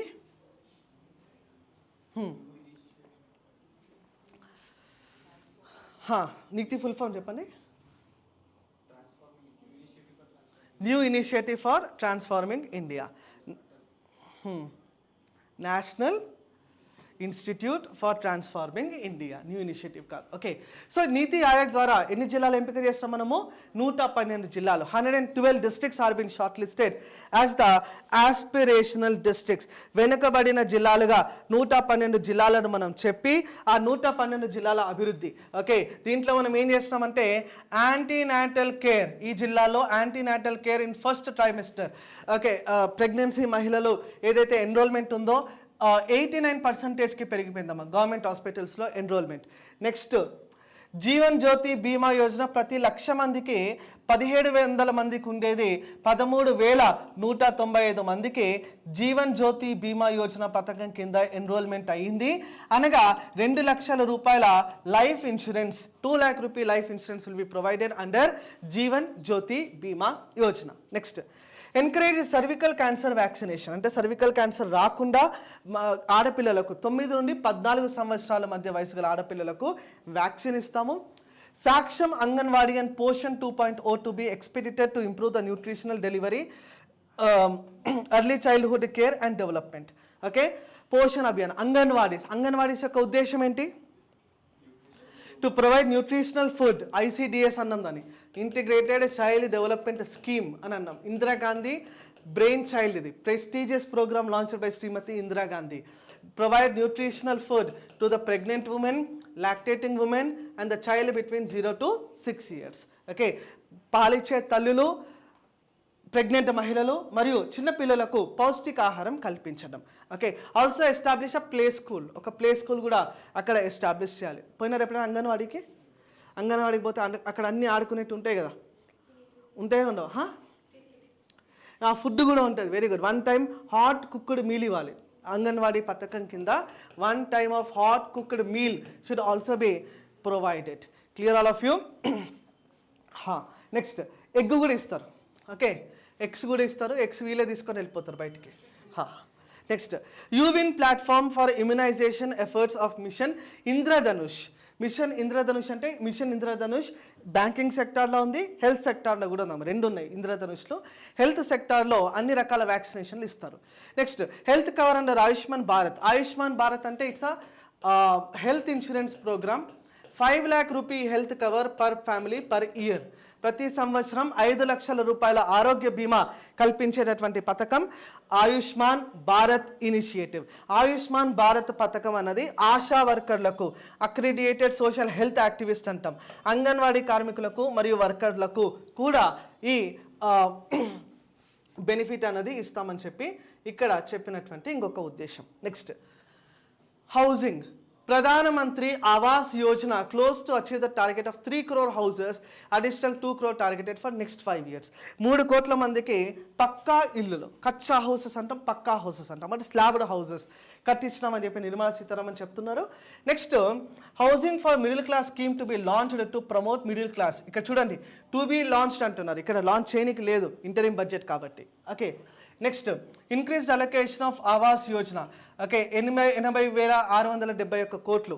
Group 1 group 2 లాంటి ఎగ్జామినేషన్లో డేటా ఇంపార్టెంట్, సివిల్స్లో facts important. Okay, what happen last year, comparisons are important in civil services. Tourism ఒకటే గుర్తుపెట్టుకోవాలి. పర్యాటక రంగం గురించి మనము G20 సమ్మిట్ని మనం నిర్వహించినాం ఈసారి. India have hosted the G20 summit. 60 ప్రాంతాల్లో G20కి సంబంధించిన సదస్సులు జరిగినాయని చెప్పి చెప్తుందమ్మా. సదస్సులు అంటే summits have been conducted at 60 different places. 60 ప్రాంతాల్లో జరిగింది కాబట్టి ఖచ్చితంగా ఇండియా ఎంత పెద్దదో మనం చూపేయగలిగినాం, ఇండియా యొక్క వాస్ట్ డైవర్సిటీ మనం చూపేయగలిగినాం అని చెప్పి నిన్న స్పీచ్లో చెప్పినారు. Okay, next states will be encouraged to undertake development of iconic tourist centers. అన్ని రకాల పర్యాటక రంగాన్ని అభివృద్ధి చేయాలి. Projects for port connectivity, tourism infrastructure, amenities will be taken up in islands including Lakshadweep. Lakshadweep అని అనంగానే నిన్న అందరూ క్లాప్స్ కొట్టినారు. చూసినా స్పీచ్ నిన్న క్లాస్లో ఉన్నారా? ఓకే, క్లాస్ అయిపోయాక స్పీచ్ మాయమైపోతుందా? Strategy for Amrit Kaal. దీంట్లో agriculture and food processing. Okay, government will promote public and private investment in post harvest activities.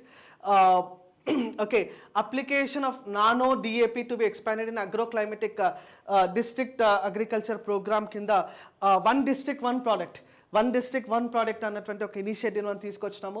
ప్రధానమంత్రి మత్స్య సంపద యోజన అంటే ఫిషరీస్ కోసము మనం ఇది తీసుకొని రావడం జరిగిందమ్మా. అండ్ బ్లూ రెవల్యూషన్కి అలొకేషన్ అనేది పెంచినారు. మైక్రో ఫుడ్ ప్రాసెసింగ్ స్కీమ్స్కి, అంటే they are all part of agriculture. ఇవన్నీ మనకి ఇక్కడ ఇంత చిన్న డేటాతో మనకి కాన్సెప్ట్ అర్థం కాదు.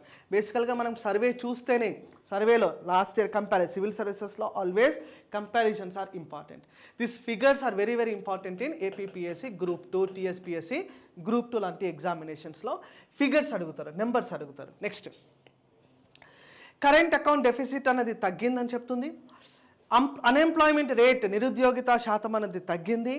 నాన్ పర్ఫార్మింగ్ అసెట్స్ అంటే బ్యాంక్స్ ఏవైతే లోన్స్ ఇస్తారో తిరిగి కలెక్ట్ చేసుకోలేకపోతే దాన్ని మనం నాన్ పర్ఫార్మింగ్ అసెట్ అంటాం, అది కూడా తగ్గిందని చెప్తున్నాం. డిజిటల్ ట్రాన్సాక్షన్స్ అనేవి పెరిగినాయని చెప్పి నిర్మలా సీతారామన్ చెప్తా ఉన్నారు. Next rise in average monthly gross GST collections. 1.7 లక్షల కోట్ల రూపాయలు GST కలెక్షన్స్ ఉంటే 5.5% హెడ్లైన్ ఇన్ఫ్లేషన్ అమ్మ. Headline inflation, core inflation, headline inflation అంటాం. సో ఫుడ్ ఐటమ్స్ ఇటువంటి వాటిపైన అది తగ్గింది అని చెప్పి నిర్మలా సీతారామన్ గారి యొక్క అభిప్రాయం కాదు, data. Okay, achievements of taxation రిఫార్మ్స్లో ఒకటే గుర్తుపెట్టుకొని ఆల్మోస్ట్ లాస్ట్ టైం ఏమున్నాయో అన్నీ కూడా అలాగే ఉన్నాయి. కానీ 7 lakh రూపీస్ వరకు ఇన్కమ్ ట్యాక్స్ ఎగ్జామ్షన్ ఇచ్చినారు. 7 లక్షల రూపాయల వరకు ఆదాయ పన్ను మినహాయింపు, ఇన్కమ్ ట్యాక్స్ ఎగ్జామ్షన్. ప్లస్ కొత్తగా ఎస్టాబ్లిష్ చేసేటటువంటి కంపెనీలకు కార్పొరేట్ ట్యాక్స్ని 15% చేస్తున్నారు. ఎగ్జిస్టింగ్ కంపెనీస్కి 22%కి 30% నుంచి 22%కి తగ్గించినారు. They are the major points to be taken care in taxation system.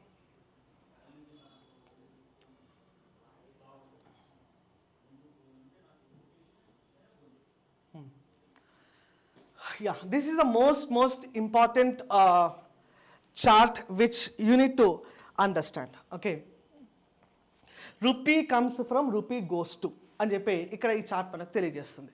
అంటే మనకు మొత్తం బడ్జెట్ ఎస్టిమేట్స్లో ఒక ఫర్ ఎగ్జాంపుల్ దీన్ని మొత్తాన్ని కూడా ఒక 100% అని చెప్పి మనం అనుకుంటే దాంట్లో ఈ 100% ఎక్కడ మనం ఖర్చు పెట్టబోతున్నాము, ఎక్కడ మనకు ఆదాయం వస్తుంది.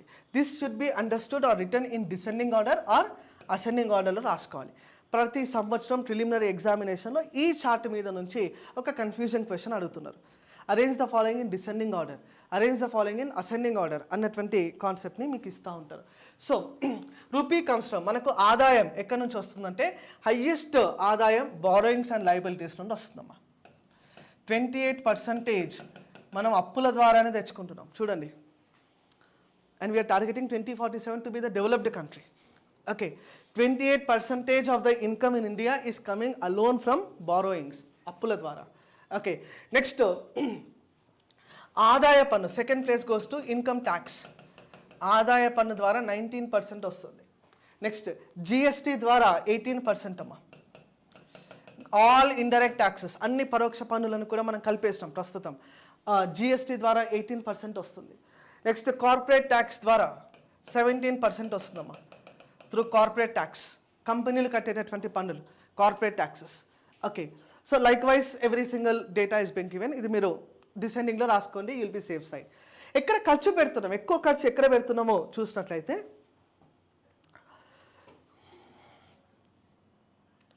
20% వడ్డీలే కడుతున్నామమ్మా. చూడండి, ఎక్కువ అప్పులు తెచ్చుకుంటే వడ్డీ ఎక్కువ కట్టాలి, అంతే కదా. 20% we are paying only to the interest payment. And ఈ ఇంట్రెస్ట్ పేమెంట్స్ ఏదైతే ఉన్నాయో this will be the revenue component, not capital component. Okay, అసలు తిరిగిస్తే క్యాపిటల్ కాంపనెంట్, వడ్డీ కడితే రెవెన్యూ కాంపనెంట్. ఓకే, తర్వాత స్టేట్స్ షేర్, అంటే వచ్చినటువంటి వాటాలో స్టేట్స్ షేర్ ఇవ్వాలి కదా, అది కూడా ఒక 20% ఉంది. Okay, both are maintaining 20 and 20, interest also and states వాటా also.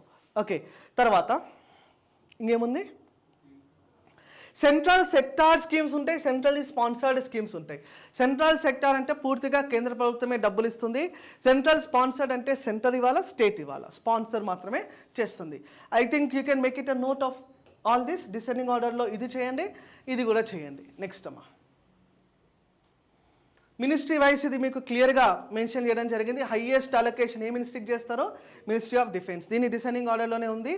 Next road and transport, railway comes in third position.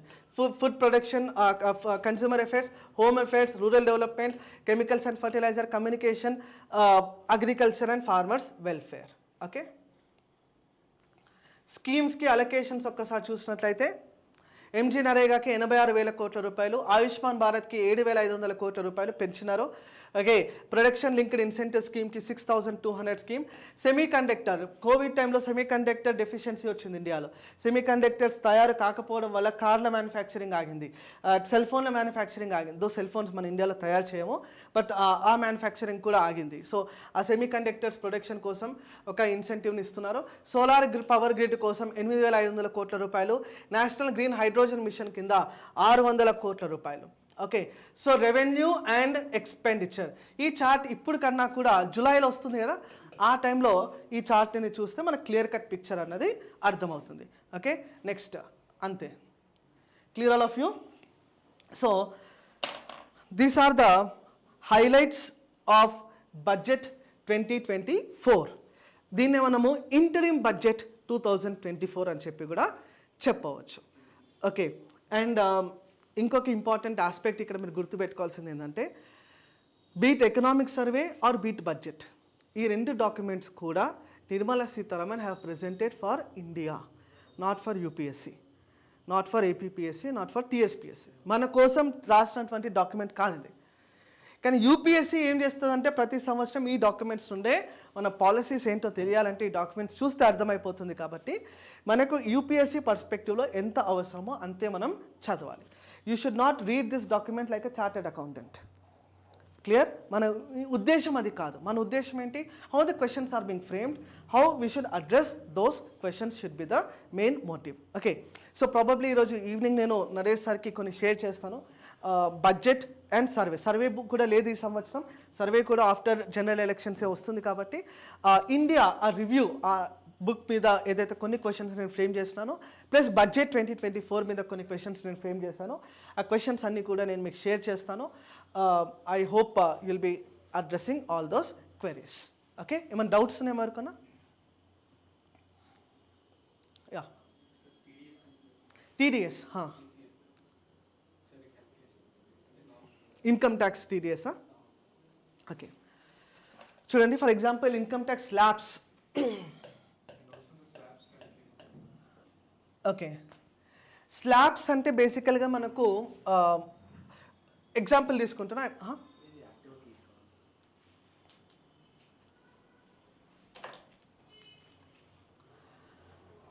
Suppose I'm taking the slabs here. See, ఇది ఓన్లీ ద టెంటేటివ్ ఫిగర్స్ మాత్రమే తీసుకుంటున్నా.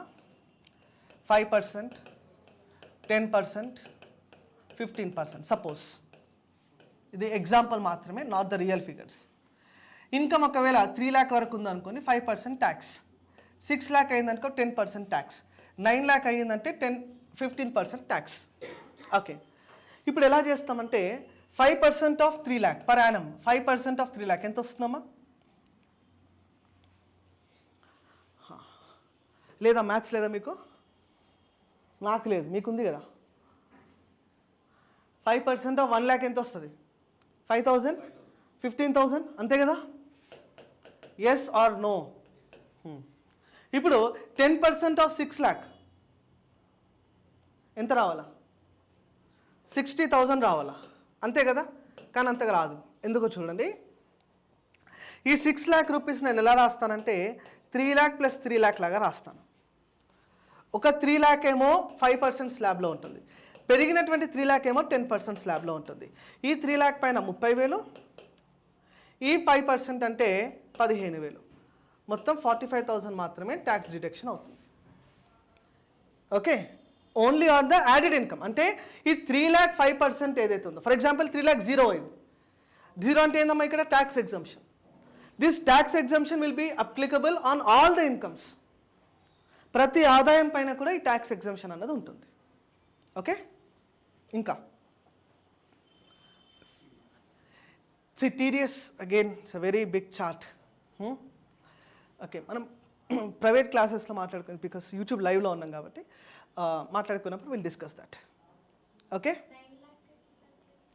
9 lakh అంటే 9 lakh అనుకోండి. For example 9 lakhని మనం ఎలా రాద్దాం? 3 lakh plus 6 lakh రాస్తాం.